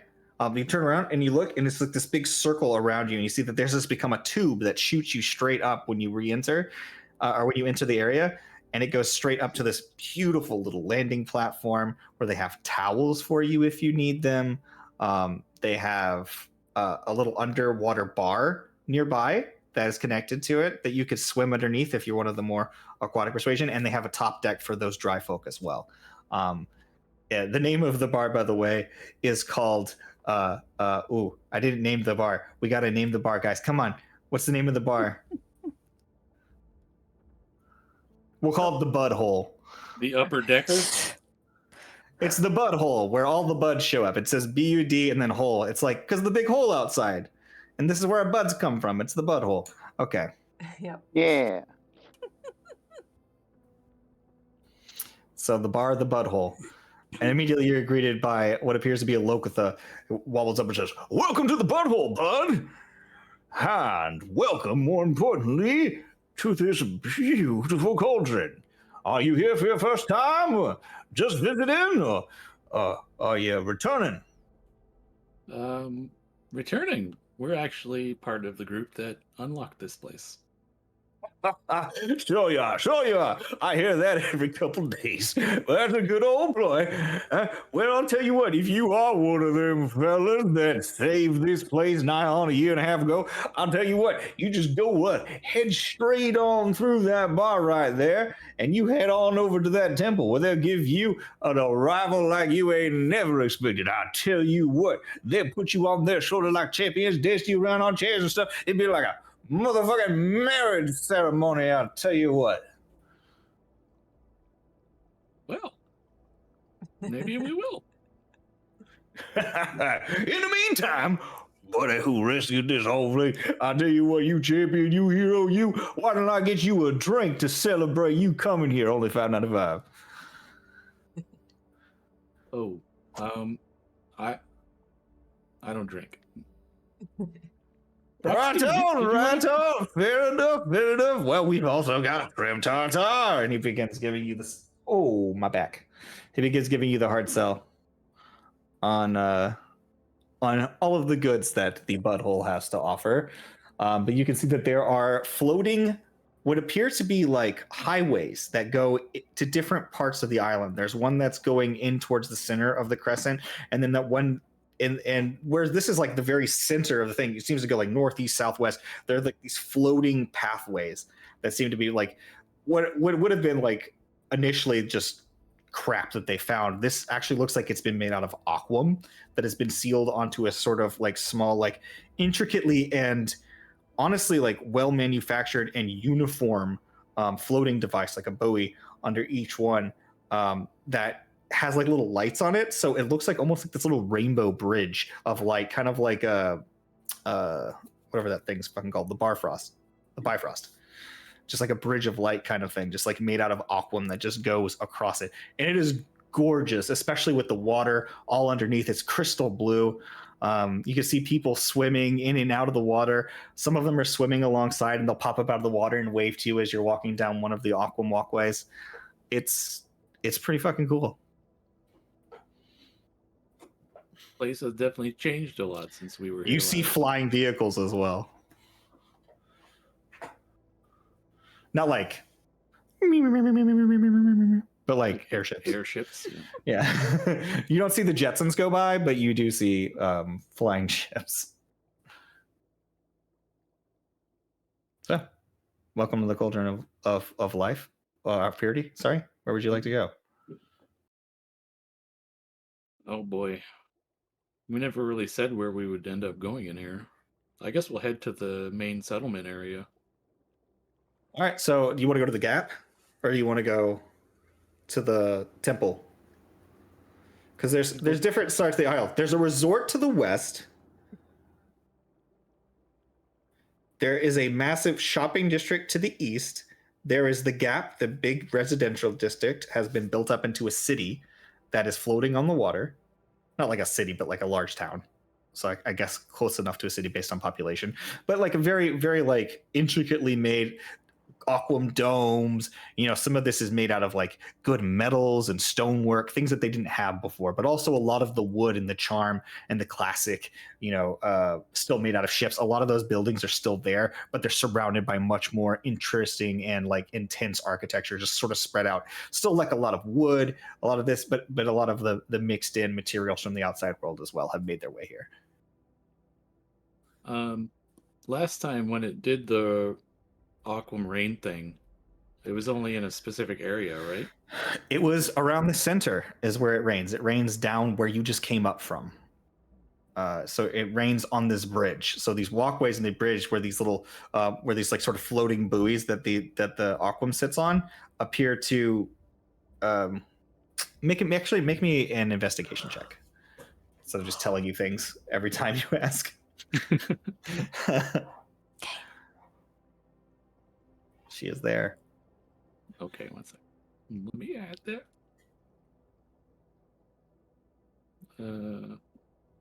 Hello, Dice. What are you doing?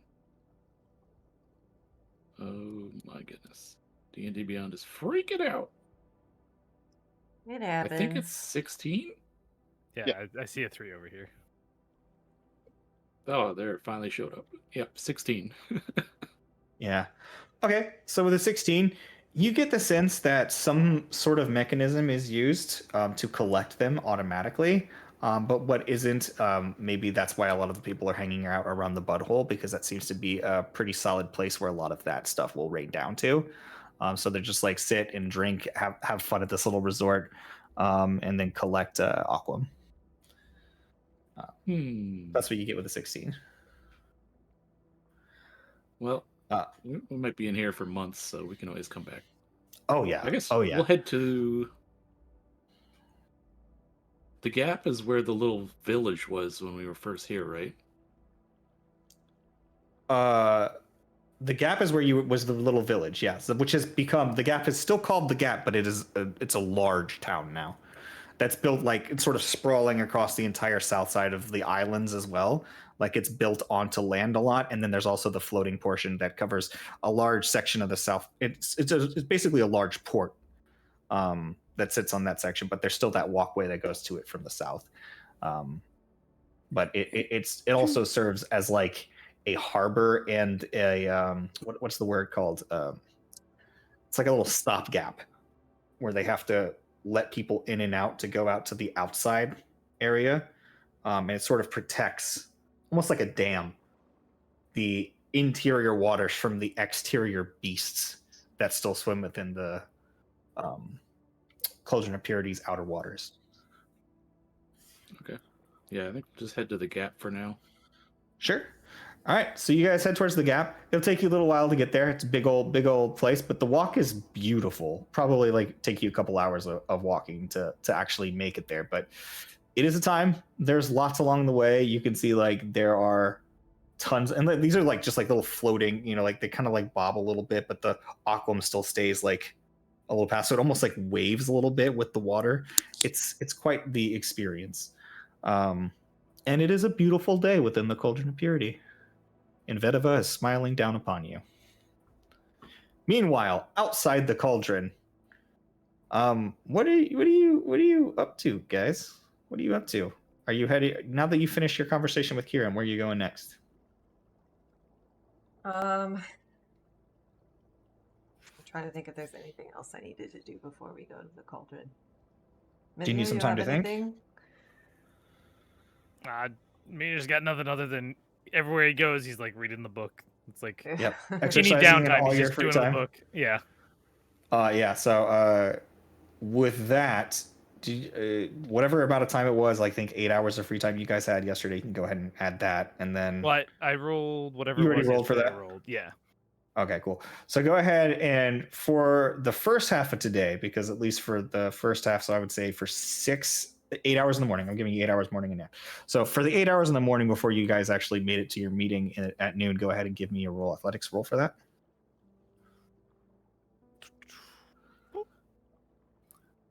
It's 31. 31, time and a half. So 12 hours of work in the morning. And that's what you're able to get during that time. Then you make your way to lunch. Anything else, Seti? Mitnir, I've had what might be a really bad idea. I like those. I know you do. So I'm like, maybe I should message Cleary so I can bounce it off of him. Wait. But- I'm here. We can save a spell slot, right? All right. Well, there's a thing that we could get out of storage and take into that chamber where we have been before, where somebody's wings got blown off. Right. I'm wondering if we could use it to find some things that are missing, including Oren's original body.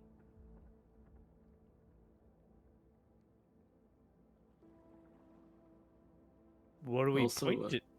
Seals don't use spell slots. See, I can call Cleary. That's it. Doesn't have to be a self slot. You can also call Grim, who is with Cleary. But what do you think? Is it a bad idea? Considering what happened last time we used it, and that's assuming we can even get access to it again.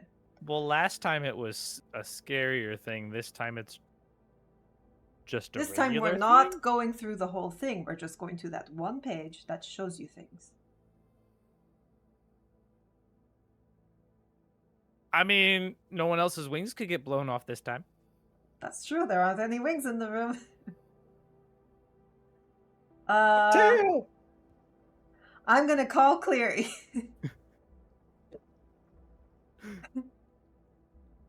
The person you're trying to reach is unavailable. No, you call Cleary. He's like, oh yes, City. Hello, hi. How can I help? Hi. Quick question. And I On just your tell... own way. Okay. Well, I was thinking about it, but I had a thought, and then I tell him exactly what I just told Mitnir. Grim, what do you think? I mean, are we allowed to even go there? Well, that's the question. That would be the next question. But before I ask and make my case, I wanted to see if there was some factor I hadn't considered. Well, the only factor I don't think you've considered is the fact that. No, I mean, are you considering the fact that it's going to be dangerous to even suggest that we have that thing hidden around anywhere? Or bring it out and. Well, I assume the guy who has it knows what he's doing. But that is fair. I can't be scryed on, right? Or I can't be detected or Well, that's correct. Nobody will follow you there. But there is one individual who will always know when you go down there. And whereas we're positively viewing him right now, I mean, are we 100% certain, based on the conversations, that the one is... I mean, I would have to ask him to Trustworthy? bring it out for me, right? So In theory, yes. he would know everything I'm doing anyway. Right. So, I mean, if we're all fair and good and all right with them knowing you're messing with it, go for it, I guess. I mean, as long But, as you're following all the safety procedures. Didn't the lady already say that he doesn't have a body anywhere? Well, there I are wasn't other there things for I the could, conversation. I could, maybe. I mean, Thought that was why we were making him one. I thought she said he didn't have one. well, what if I could find his mother's body, and then you would have both genetic components? You make a new baby.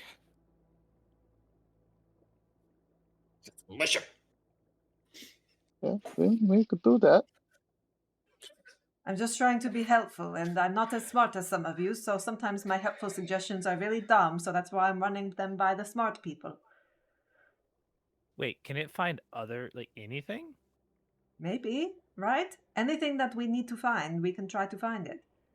So You can certainly try to find it. Make your requests now. What if there's another door? Well, that might be dangerous. Like, capital D.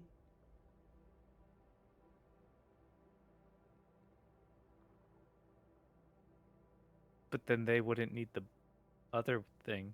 But then they'd still have a door if we told them about it. My personal vote is that we don't mess with anything dangerous for no reason. If there is a particular rush or real need right now to look at it, sure. If there's no need to I'm do trying it to right help now, then Oren. That is my, I trust your better judgment then. Do Well- we have better ways to get him what he needs? My normal methods of growing bodies do not typically use multiple bodies to produce another body, but I mean, growing a new body from scratch. I mean, effectively, I'm cloning his father. I don't need a new genetic material to make a new body. Right, you can't mix them anyway. They were effectively just cloning his father. Yes, but do we think that's going to work? Should work. The principles of cloning his father's body should be pretty straightforward as if I'm cloning any other body. It's Well, a yeah. matter of whether or not we can get his soul to attach to That- that body. That's what I'm talking about. Will it be close enough to get him to stay in it? I think his celestial essence could. I mean, that's pretty approximate, right? It's a matter of Again, whether or this is not we going can. to require us talking to an expert that's beyond us, to be honest with you. We're I not think, experts in soul transference. but there might be one in the Cauldron of Purity, considering the subject matter that they're studying there is basically It bringing was- individuals back to life via the Vedavasneka. Yes. Otherwise, if The more if time we they- waste, the more days go by in this cauldron. yes, we should head out there as soon as Okay. me and Grim are already in that direction. All right. And I will be there soon. We'll put that on the back burner if we are desperate. Okay. It does take time to grow a body. Is there anything that you guys want to do on your way there? I think Okay, so. cool. So, how are you guys going to get there? How do you guys plan on getting to? We go down the coral weave, and then we're like, "Hey, can anybody take us to the Cauldron of Purity?" We just walk through the wall and swim in the right direction. I mean, if you're asking people, make me an investigation check. Skills, investigation. Oh, that was so close. Still 16. 16. All right, you begin looking around. He's like, there's this really shady looking octopus guy. Like you see, like he's got like multiple tentacles coming out from underneath his like sort of like dark trench coat. He says, "I could take you to the Cauldron of Purity if you want. Is it Okay. just you, lass?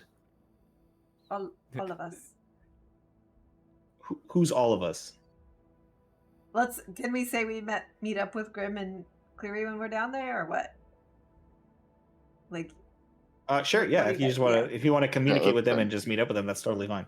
Yeah. So you guys go. He's like, so the four of you, right? I could take you then. Go ahead and crawl aboard.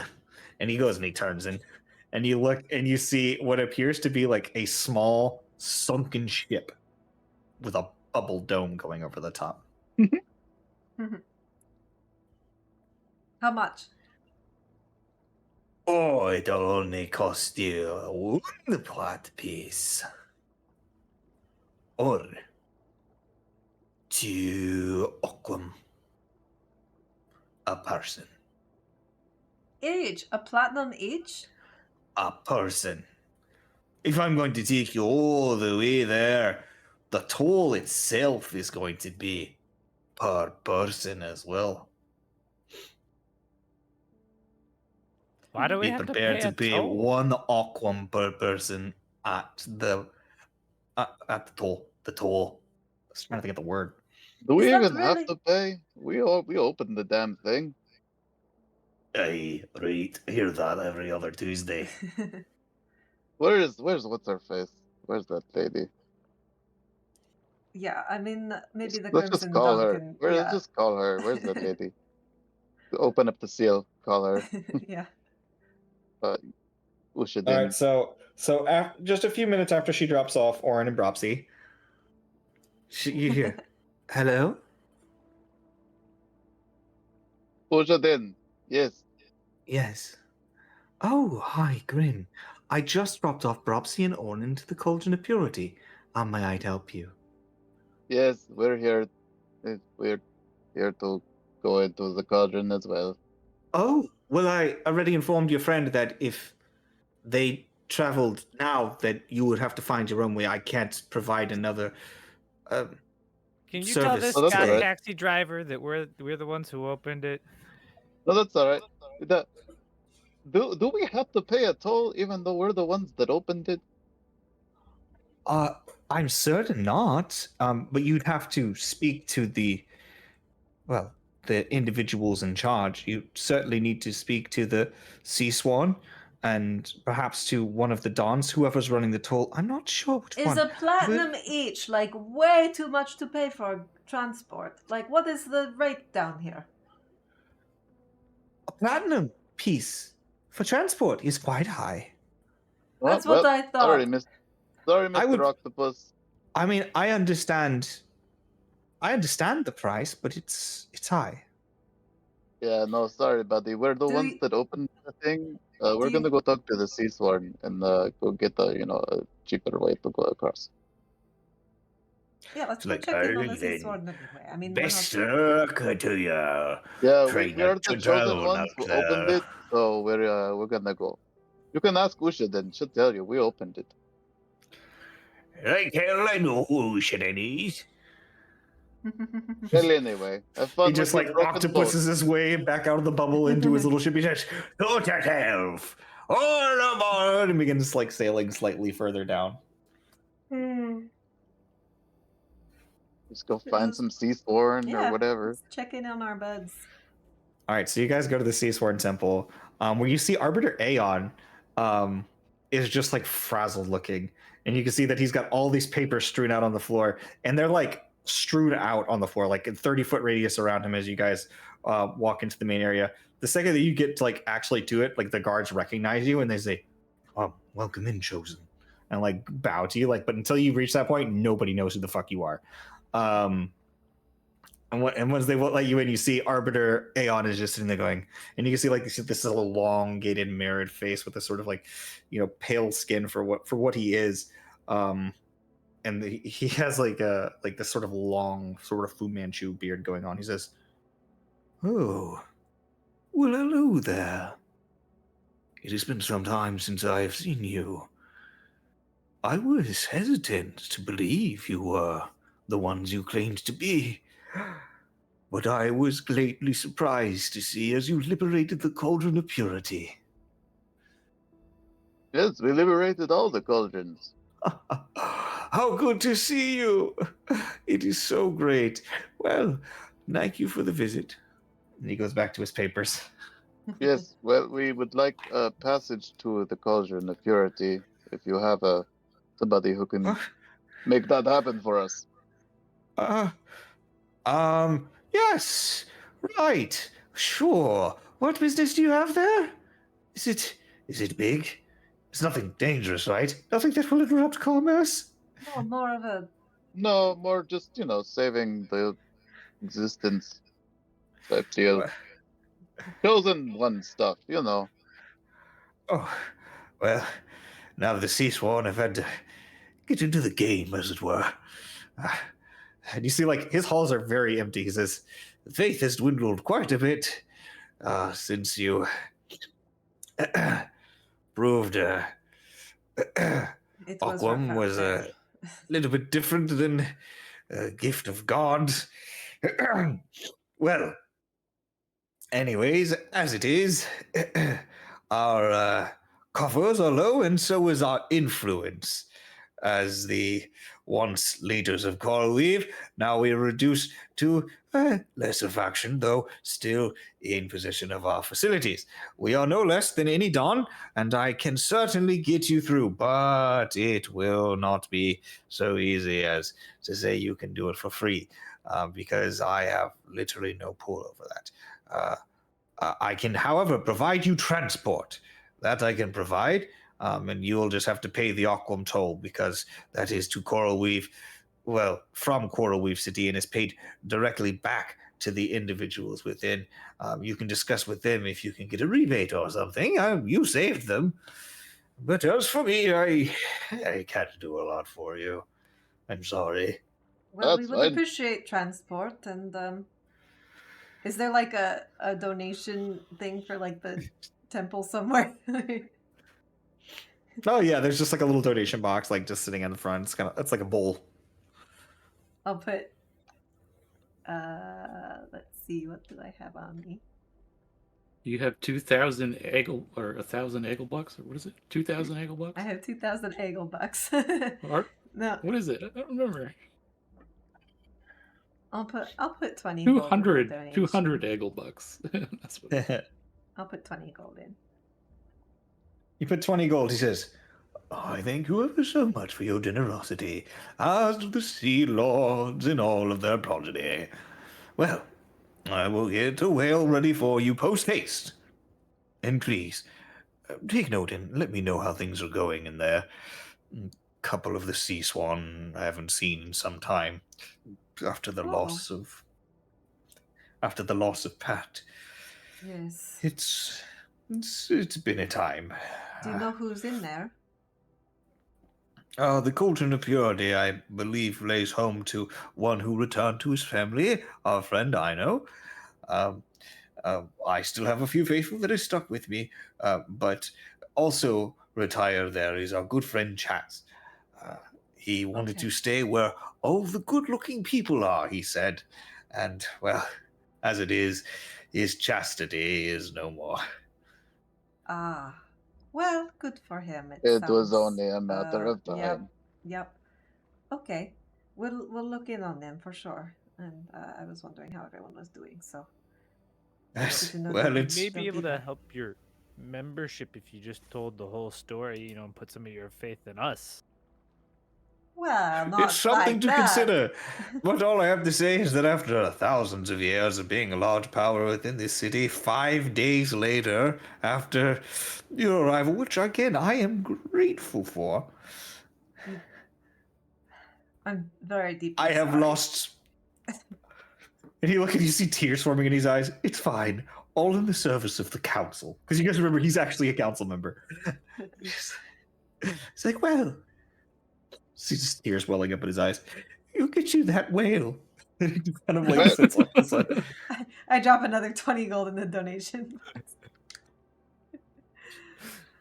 So you guys get your little whale. You have to wait for about 30 minutes and get your toll. Meanwhile, a few days later, inside the cauldron, where have you guys set up shop? Did you guys get yourself like a nice little place? Did you go seek anybody specifically out? Because you've been in the cauldron at this point for 2 or 3 days now. There have been, again, 2 or 3 aquamarines as well, if you wanted to catch any of that. Yeah, if we've been here multiple days, one of those days we'll definitely try and get some. All right. Is there any place specifically you're staying? Here within the cauldron, aquam is the currency. They do not use any other form of currency in here. I mean, I have over 500 aquam, so we're fine for now. 500 aquam within this place does not take you as far as you would like. Because aquam is the only form of currency they use, aquam is closer to gold value than platinum value. Ooh. Abundance has dropped in price. Correct. Well, I think 500 should get us through day 1. And Oh then well, day no, 2 certainly through we'll, certainly through do it again. Living expenses. If you just want to like find a little place to like rent like at an inn or something like that, like a room in an inn, it wouldn't cost you more. Like again, depending on what you wanted to do. Like if you wanted to live that aristocratic lifestyle, it'd be like 2 a day or something for you guys to make it there. Otherwise, it's like okay, 1 aquam or 2 will I last. think He's we're like just okay. We know how to live simply. we're Yeah. gonna just So- do a little cheap inn until the others get here. Yeah, so that would be 1 aquam per night, and that would cover like breakfast and everything else. Okay, I can mark that down. And then yeah, on either day 2 or 3, we'll probably go try to get more, All right. since we know we're gonna need it in here. Great. Especially if I'm gonna make an aquam body, I'll need a lot. Orange just creates an inverted umbrella to catch all of it. It's only so partially aquam. during Big this time, vacuum because you guys, sucks it in. so you guys, ask around, you find a little place. Nobody really recognizes you at this point. You probably don't run into anybody you know, except for a few people from the Biting Barge. You might run into 1 or 2 of them that are like, "Oh my God, it's you guys! What are you doing here?" But pretty small interactions. But you do know that every single night, at the same time, every night is basically what would be 6 o'clock their time. Right as in their world within here, the light fades away and the sky is taken over by the moon. That is when the aquam rainstorm happens on cue every night. So when you get there, you see the aquam rainstorm happen, and you're getting close because you knew about what time this would happen. But you notice that there are boats going out, a lot of which have like nets through them and everything else. But then you see that the aquam bridges and the buoys that they sit upon are actually absorbing aquam that falls directly into them. and there seems to be streaks of light sending them somewhere.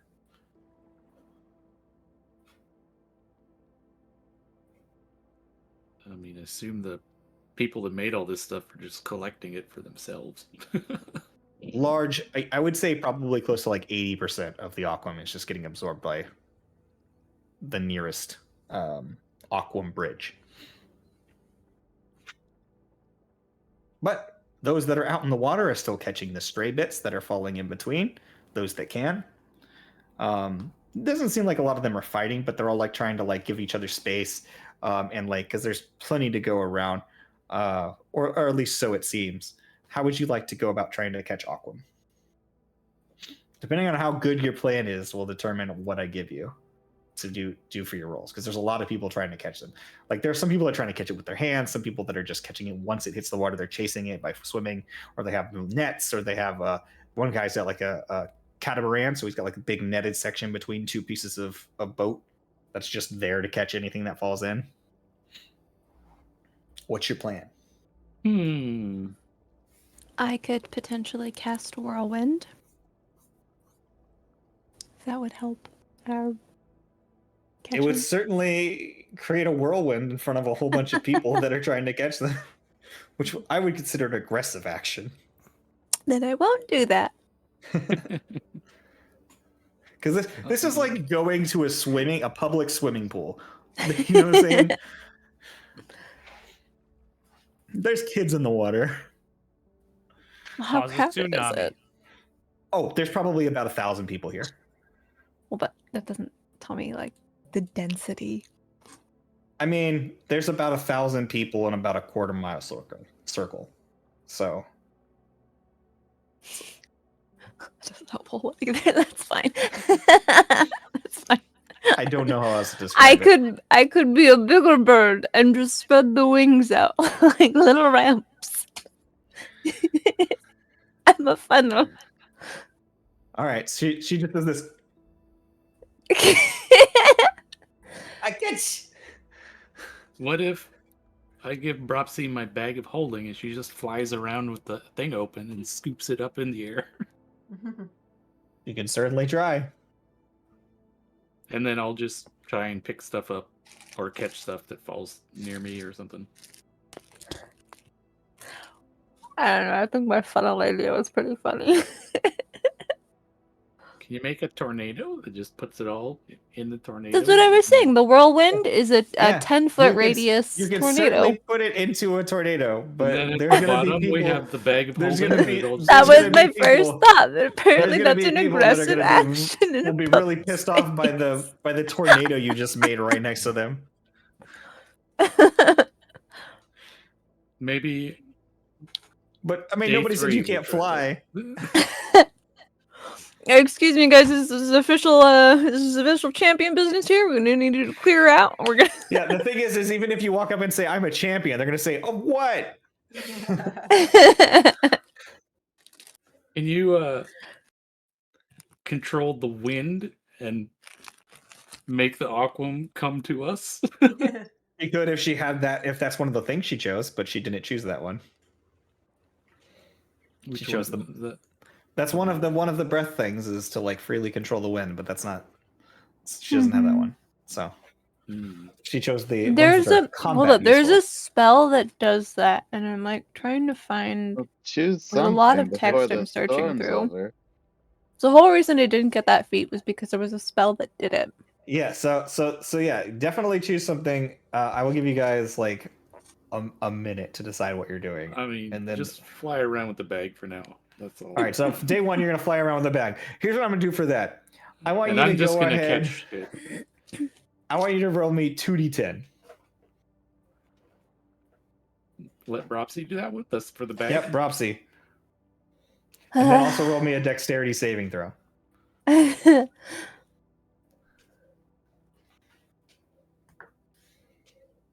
14 Okay. and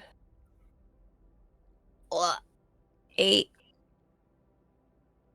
An Eight 8 is on the your dex dexterity save. saving. Mm-hmm. So she starts flying through the air, and she's like getting a few, and then you start to see her flying a little less gracefully as she's pelted in the air by dozens of aquam bead flying at terminal velocity. And just the speed of her flying against them and hitting them in midair, you're not sure if there's some magic that is used when Aquam falls, but when she's hitting it at such a speed that it's like she's getting hit by small rocks. So you see Bropsy goes up, she gets a couple in her bag, and then you watch her go as she takes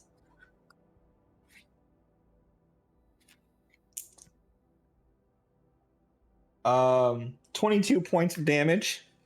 Oh, that's fine.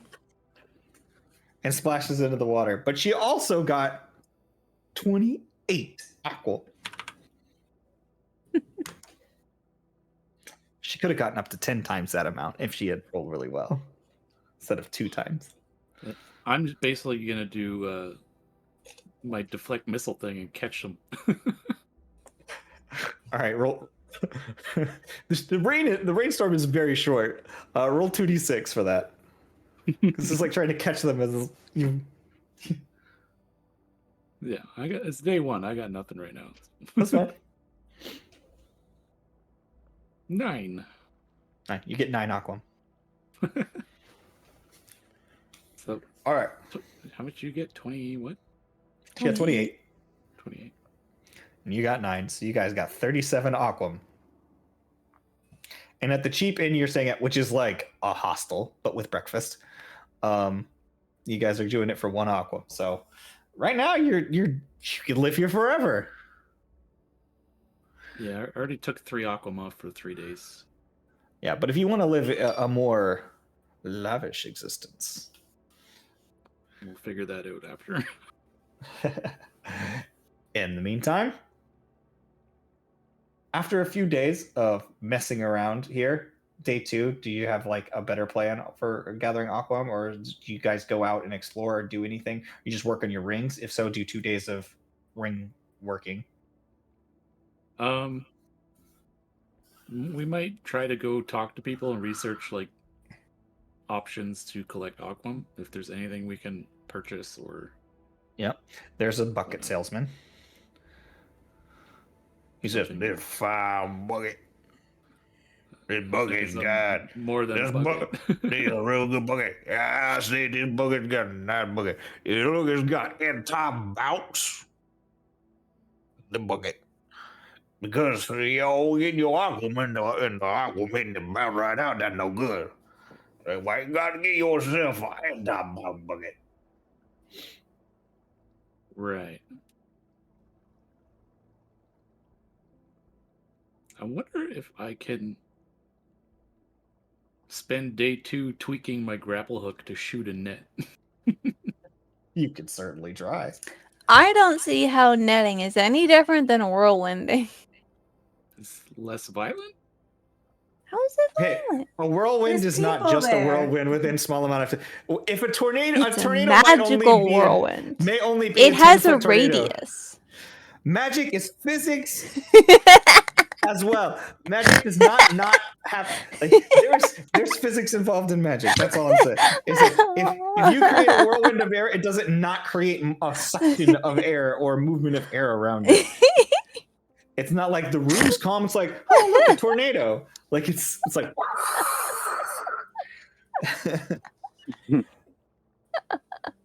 Everybody's yelling. They're I like, think "Is there a train? it's Why is there a train?" fine. Perhaps he's just gonna go in the middle and be like, all your aquam is mine. Mhm.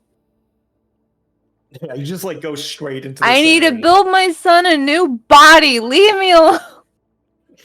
Anyways, getting to work. Doing that, you can spend your second day trying to make a net version if you would like. I get a grappling hook that shoots a net. I'm not exactly sure what your plan is. Are you going to shoot it like straight up and it becomes a net and catches some and then yelp? Or So what? Like I mean, you Currently, could the have like grapple hook- one side. it shoots out a grapple, right? I want to have Yeah. it where I can just like swap the grapple out for a net, oh, and it just shoots a net. and it shoots a net. attached to a rope. I mean, yeah, Aquam rope thing. you can certainly do that. Certainly Yeah. work on that. Getting it so that it will become a net, but also be condensed might be a little bit tricky. But go ahead and give me a crafting roll.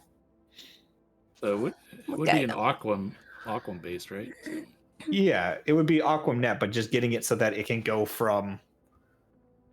It can program. It's more like a spell programming thing more than it is like a technical thing for when getting you it say Aquam. condense, you mean like pull it in? Like shut. Yeah. Yeah. There's nets that do that. When you pull the rope, it tightens the rope on the outside to close it. Yeah, And then but once this it's is closed, then you this is drag like it. magically programmed Aquam that is first going from basically a liquid state to forming a net that is then like it's just going to be difficult for you to get the ability programmed as much. It's going to take time to get it there. So depending on how well you work at it, it's not as easy as just saying it's a grappling Okay. hook. Now it's a net. It's Okay. Yeah, a yeah. little bit of process. Does it need to do the grabby and suck? Because like you could just hold one side of net and Bropsy could just go out and hold other side of net. Well, I'm not just making a net. It's like built into like a little cartridge thingy, right? That No, I shoots get Yeah. that. Yeah. That's He what I'm wants to making. make net cartridges. Okay. Yeah, so there's just You wanna do going to that, be a that's little bit fine. of just. Did you make an intelligence with proficiency roll to work on your? Not And yet. guidance. Okay, go ahead and do that for me, and then we'll say that day 2 is spent working on that, and then you guys will get the amount of Aquam that I roll right here on this D20 only, because you were busy. Which is, by the way, 19 Aquam, which is pretty good considering it was rolled on a D20. 29. Okay, with a 29, it's not that hard. You actually figured it out really quickly. You have during this time actually spoken to and witnessed like people weaving nets. That's why out of Aquam, because of Aquam thread, and you realize that the equation for making Aquam thread is actually really simple, really simple spell programming. So whenever you get that, you just get it to then do this, and then to start as thread, and then immediately switch to the other one, which you've already done before. And yeah, so you're able to knock out the concept in a day, but it'll take you roughly about like 8 hours of work to make each cartridge. Okay, and it's So right now you've got a prototype, and but the cartridge would be like a consumable cartridge, and each cartridge Aquam cost is going to be only 3 Aquam per charge. Okay, so my grapple hook one was 1 Aquam per 5 charges. Oh, 1 Aquam per 5 charges? For the grapple hook, yeah. Yeah. Okay. In that case, it would be 3 Aquam for 5 charges. And the reason why that it's taking 3 is because rather than one thread, it's doing a whole net. So it's taking 3 times as much Aquam to create the surface area that's necessary for that. Okay. So whatever you're doing with your net, times 3. Or with your grappling hook, 3 times as much. Sounds good. All right, cool. So that's what you do on your second day. And then, welcome to the butthole. How can I help you guys? Welcome. Can I get you a drink? As the 4 of you step out from your, well, not too long of a journey and find yourselves in the Cauldron of Purity a few days after your other friends have arrived. Don't know. Well, Does he Look for our recognize me? friends. This guy doesn't recognize anybody. Oh, wait, no, you have been in here for a while. He's like, Grim, nice to see you again. And you look at this Hello. massive whale shark with this big heaping jaw. He's like, ha, ha, ha. Nice to see you all. Welcome to the Cauldron of Purity. How can I help you? Well, I'm just coming back to do more work. Do you know if anybody is currently taking residence in my laboratory? No, your laboratory is still an offshoot of the Vetiver Temple. It has been untouched. The old secret warehouse where the research was initially done is still yours. Oh, great. That's where Well, you then- homed up, by the way. On the map, if you guys remember the map that we have of that Mhm. area, there was a secret little cubby where you found notes that were taken Yeah. next to a waterfall. That is your workshop. Oh, there we go. So good. Well, my place is still there then. We can go there and do the work. Yep. You're, Oh. as far as I'm aware, your research materials, and as well as the all of the failed things that you guys made, those bubbly things you were all bragging about. I think those should all still be there. Great, great. Like, go. Good, good, good. We will be here for, well, I think, what, maybe we'll be Well, I here know probably, you what, a don't few months. drink, but your friends gotta be big on the alcohol. Come on now. The You dragon will gotta drink. bring me a little bit of aqua, a little AE before you head out, The old dragon friend. will drink. The dragon always drinks. I'll drink everything you've got. Awesome, awesome. Well, I'll tell you what, come this way for 5 AE. I can get you so plastered tonight you won't even remember what Looks in country his you're pocket. from. Mitnir has 0 AE. Yeah, we got to go get some of that first. We're fresh out. We got Oh, that's right, we you're got the brew. topsiders. Well, there's an exchange store within the butthole. Just head around the backside and you'll find it right on over there. The Look backside for of the butthole. Just go to the backside of the butthole. Look for the guy with the real squishy face, the real squishy one. You'll know when you see him. Oh, good old blobfish. Okay, here we go. So you guys turn over and you see as you guys go like through the back and you see like there's this small like little crevice between like where the docks meet and where like the fence that's like got a sign that's like welcome to the thing, and it there's like the single like back little alley almost, but there's like wood on both sides. And as you make your way back there, you see that there's a guy just sitting behind a desk and he's got like a little barred cage that he's sitting in front of, and he looks as much as a person can look like a Chinese Shar-Pei. His face is just completely like folded in on itself, and he's like, welcome to the exchange. I am Crossbar, and I am here to exchange your goods. What currency are you exchanging today? Pulls out a platinum. He smiles, and you can see that each of his teeth is a different metal type. The other. Let me see and taste it. It is genuine. How much are you exchanging? This is my last platinum. This one platinum. And he gives you 1 aquam. Or sorry, 10 aquam. I don't let go of the Because I have my finger on the platinum still when he puts down 1. And he's like, you're smart. And he puts 10. I still just stare at him. This is going exchange rate. Yeah. Releases An the intimidation check. platinum. If you're looking at him and you're staring at it, make an intimidation check. 1 platinum used to be 1 aqua. Wow, that's a nat 1. He says, this is going right to Grim will hand Mitnir 51 more platinum. No, it's fine. I'll let go of the platinum after he's like, do not, I'm just like, No, I'll just you let need go. more. You need more Uh, spending money. He sends him 51 more platinum. I'll give Mitnir 51 more platinum. He goes, yeah, this was a good deal. So he gives you 510 aquam. 520. Yeah, there you go. Now you can drink all you want. Plus, we probably need to buy some stuff, So. This is a good trade. Thanks, Grib. He We licks should probably every find- single coin one after another. You should probably go find Aura and then the herb too, huh? After you get your drinks. Should we bring them back for drinks? Do they want drinks? I don't know. What time of day is it at this point? I don't know. I think it's like early afternoon inside the cauldron. Okay. Is this day 4 they show up? This is I think it was you 2 days, and this is day 3. So this is like Day 3? Okay. this is like early to mid afternoon on day 3 that you guys are in here. So this morning / afternoon, I've been making a cartridge. Yeah, I think yesterday you were mostly working on the concept of it and getting it like a prototype, and now you're making them. If you made one today, go ahead and do a roll if you're making one today. Okay. You would have spent the 8 hours in the morning making one.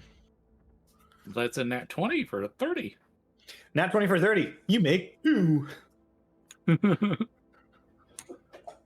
love when the rolls hit. How big are those nets that he shoots? We will work that out, and well, actually, we don't have to because he rolled like a 29 and a 30 in the development. So I'm just going to go ahead and do that right now. You can use this net to grab a creature of size large or smaller, not huge, but large or smaller. Okay. And they are considered what restrained. So it's like And a use- 10-foot net? No, it's a 15-foot net. Oh, okay. I guess it But would have I'm- to be, yeah. Yeah. So if you're like a large creature, like it should still be able to completely engulf you. But if you try to put it on a huge creature, it wouldn't quite get them in general. So Is 15-foot like radius or? it has a 15-foot diameter. Oh, okay, so that's like the full radius of it. Yeah, the full size is 15 feet, which is a pretty big net. Let's be real. They Yep. could grab any large creature with it, large or smaller.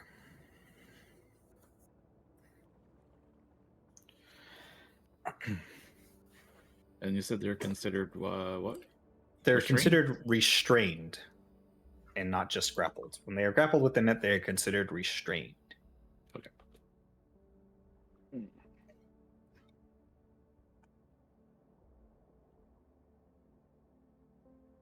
We'll get a DC check on that as well. What is your wisdom? What's your intelligence? 21. Oh, so use would be 18 DC, right? Or... yeah. It would be based on your intelligence to the DC, which I think is like 8 plus your proficiency bonus plus your thing. So plus modifier, yeah. plus modifier, yeah. So I think that's 8 plus. It's 18. Yeah. Plus 10, yeah. Yeah, 8 plus 10. Okay, so yeah, 18. DC 18. Great. Okay. Cool. Although I think they could also use acrobatics or I don't know. There's some weird things with grapple and restraint, but I think it's just a strength saving throw. It's fine. Okay, cool. Moving on. Anything else you guys would like to do at the The moment? first thing Seti does is call Bropsy. So you get a ding for the first time in 2.5 days, Bropsy, from Seti. This is the longest you've gone without hearing from her. Seti? Hi, we're here. Oh, good. We're at the Budhole. Where are you guys? Where? We're at the gap. At the gap. Okay. Well, Go shopping at a time like this? apparently Grim has a laboratory at the temple that we can use. Oh, Uh, okay. Yeah. should we meet there, or should we go? Should we go to the gap and Well, then? that's halfway across the cauldron, so... Okay. Well, let's Oh. all let's meet. We'll meet up at the gap. Okay. Okay. Okay. We'll meet you at the The bridge that exact- comes into Which the is gap. the exact Okay. Oh. the opposite bridge. side of the cauldron. Wait, the gap is opposite of the lab. Yep. Where are we now? We're in the middle. You're in the middle. Oh well, We're then you near come to the Budhole.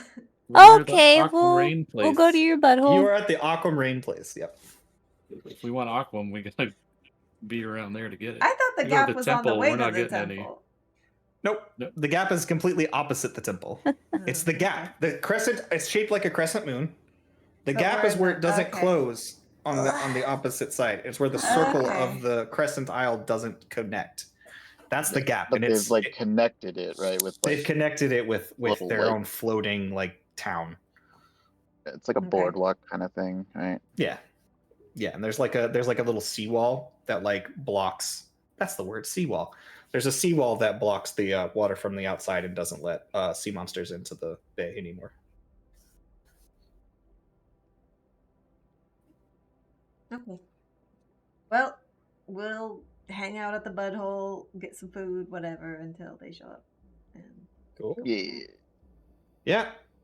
So you guys are sitting around in the boat hole, and then a couple hours. This is not quite. Well, a couple we'll ask hours, but around about for hour the and a people who. I mean, we'll probably ask around about people who know anything about soul transference and stuff too while we're waiting. half. At the bar. Sure, Well, go no, make an not just at investigation the check. bar. I mean, if we have rumors and stuff, I guess, yeah. I mean, like I'm- any like scientists or like wizards or like Yeah, go ahead and make an people- investigation check. Mitnir's doing I'm- the opposite, and he's spreading like how we freed the place while sharing drinks and like, All right, he's so in the it's bar. just everyone drink. Grimm's super good at investigating. 29. That's what he's better 29? at it. Okay, well Yes, with I'm your also estimating 29 that. with your 29 investigation, you walk over to sit down, and there's this guy who says, Let me tell you, ladies, about the time that I freed the whole cauldron. It was a dark day and the seas were stormy. and then Mitnir, you slam your mug down, and you just look straight in his eyes, and he looks at you, and he goes, Holy shit, it's one of the real ones. you look, and you recognize this individual. He was on the biting barge. It's one of the younger fish folk, but not like super young. Like the last time you saw them, they were like maybe budding adulthood, but they weren't quite part of the actual crew yet. And now they're wearing like relatively fine clothes over, and they appear to be like sort of like halfway between like a Triton and like a merfolk. They've got significantly more gills and fringes going on in their body, but they look relatively thin, nerdy bottle cap glasses. And he's like, oh, sorry, ladies and gentlemen, the real one. And you look, and there was like nobody actually paying attention to this guy. He was just like talking to like the one dude sitting next to him, like bragging to him. He's like, oh yeah, sure. Well, two heroes better buy them both a drink. He's just like this good-natured big Lokatha at the table, and he just gets both of you a drink, and you get placed in front of you. He's like, this happens all day. Don't worry about it. And meanwhile, the guy pulls you to the side. He's like, You're Mitnir from New Death. You're that guy, right? Right. Yeah, I remember when you guys came through. I was there. So why don't you tell the story that way? Oh, well, I was hoping that I could get a few free drinks. Also, I was really, really hoping that I could get a little. starts flipping his fins around, like, you know what I mean? But hey, look, I'm not nobody, all right? I work in the temple like everybody else, all right? I'm a scientist now. Take that, Dad! Wait, the one that had all the zombie sharks in it? Oh yeah, they're all gone now. As soon as you guys took care of it, they all just fell to the ground. We gave them burials, tried to reunite people's families, give them peace of mind. I was Woo! I'd be like, you stick around. I'll give him another drink. I have some people who need to talk to you. Sure. So you guys like swing over. This is what your 29 has brought you, as somebody who works there, said he. This is your 29. So like, what's Sadie? This guy. Oh, thanks, Mitnir. Good work. There we go.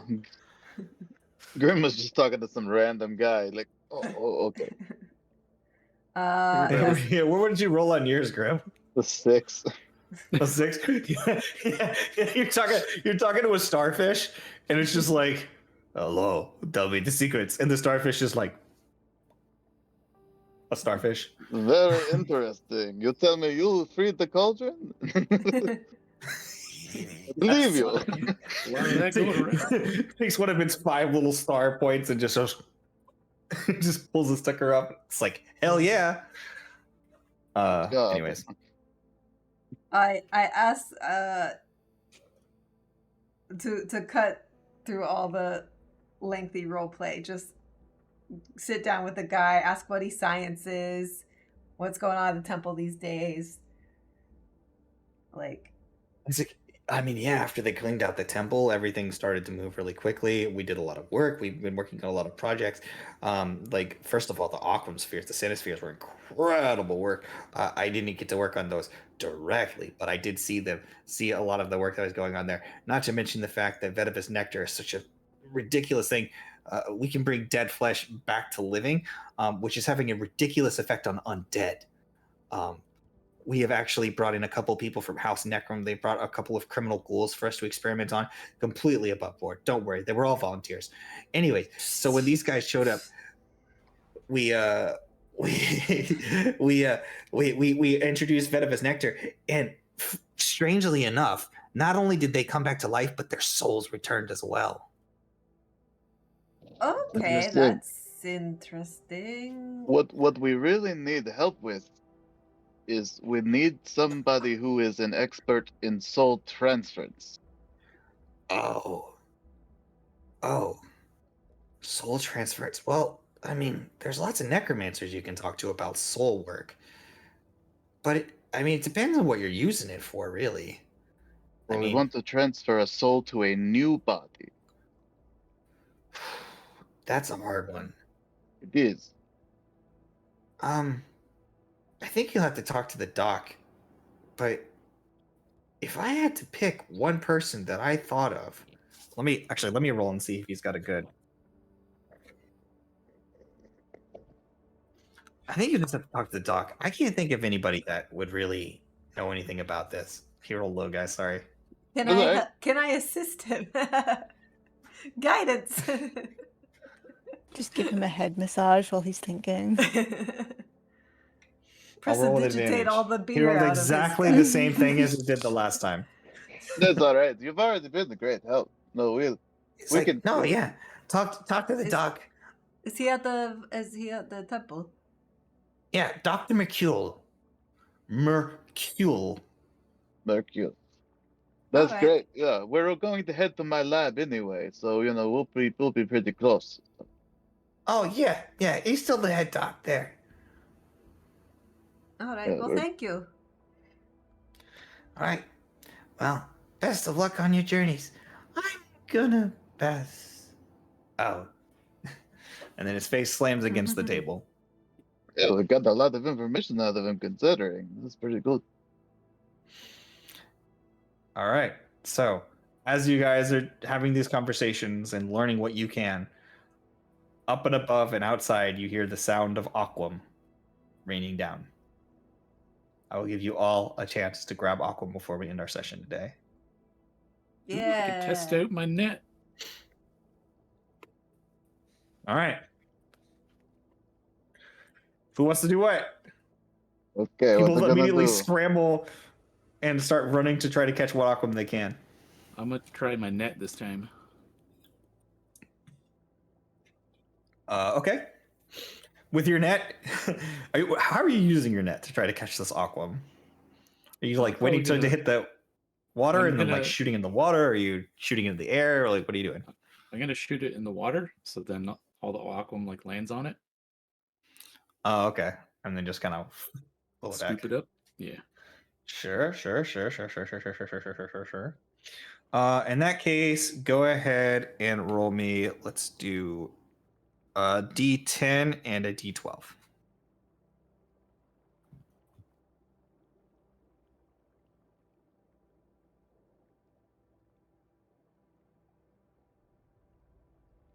Oh, that was real bad. 6.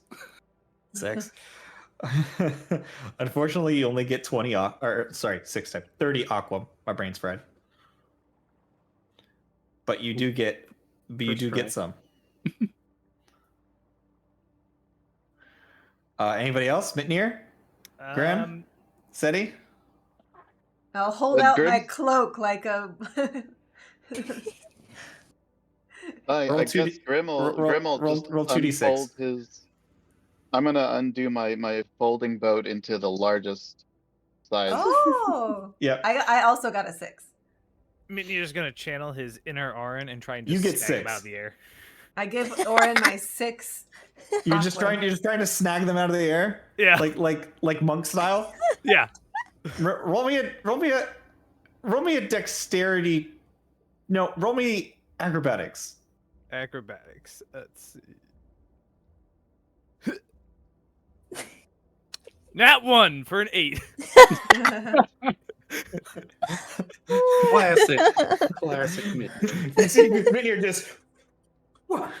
Not only are you not catching them, but at times you're forgetting to even do a hand, and you're throwing your hand so fast, you're punching Aquam at other people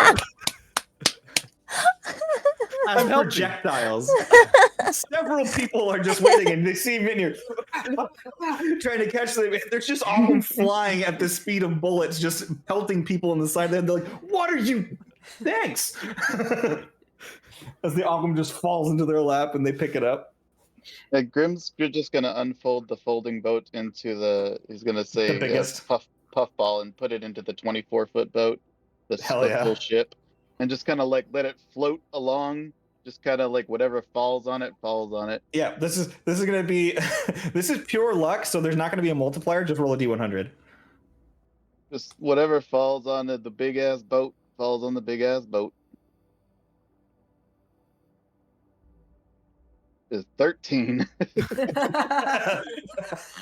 Amazing. Perfect. Amazing. All right. Guys, we're really Is good there- at this. We should do this professionally. Is there a spot in the water that's mostly empty, but like with a single rock jutting up? Because no yeah, boats would be able to definitely. go there. Okay, then that is my spot that I make the whirlwind. Because there's no one there. Okay, so you go Over the along water. over where the water, no where there's a one rock, and you create a whirlwind. Uh-huh. Okay, I'm gonna read the spell. sure. 10-foot radius, 30-foot high, centered on that rock. Cool. 10-foot radius, 30-foot high twister. Uh-huh. Cool. So you create that. Aquam's falling from the sky, and once again, like bullets, just. No, because it sucks it up. It doesn't spin it. What does a tornado do with things? Spins. it's what? Hold on, let me continue reading. I got to this point. Yeah, the whirlwind sucks up any medium or smaller objects. And then does what with them? Deposits them on It chucks them somewhere else. just gently puts them down. So here's what I'm gonna say. Kira, you suck up a lot of Aquam, and it goes flying around all over No, the place. It give is me all over in the something to air. control it. presumably some of it will fall in the Some of it center. will fall right where you got it, but a lot of it's gonna go flying at other people at extremely high velocity. So here's what I'm gonna go ahead and give you. You can roll me 2d10.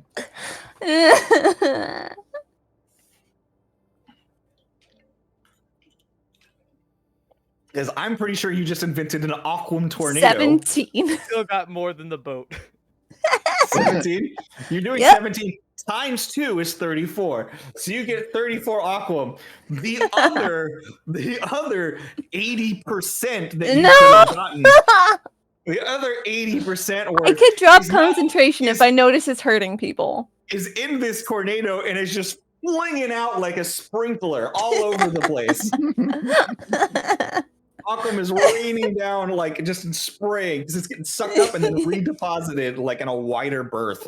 So it's so everybody who's prepared was like, "What is happening?" And with that, as you all collect your Aquam and begin getting ready to, I don't know, board Grim's boat, maybe. Oh yeah, no, Or we definitely just- got because we got to go to the lab. Yeah, Yeah, that's probably faster than walking on the bridge. we can just camp there. Yeah, a boat's definitely faster than the bridge. So as you guys board onto the folding boat, we'll go ahead and end our session there as you guys make your way over to Vediva's temple and potentially a new body for Orin. So thanks so much for hanging out, guys. I have new lights, and we had a good time, and my brain's tired. So everybody, have a good one. Remember, we Have a love good you. one. And as always, we did it for the did it for rolls. We did it For for the the roll. For the whirlwind. rolls. Good night. Right.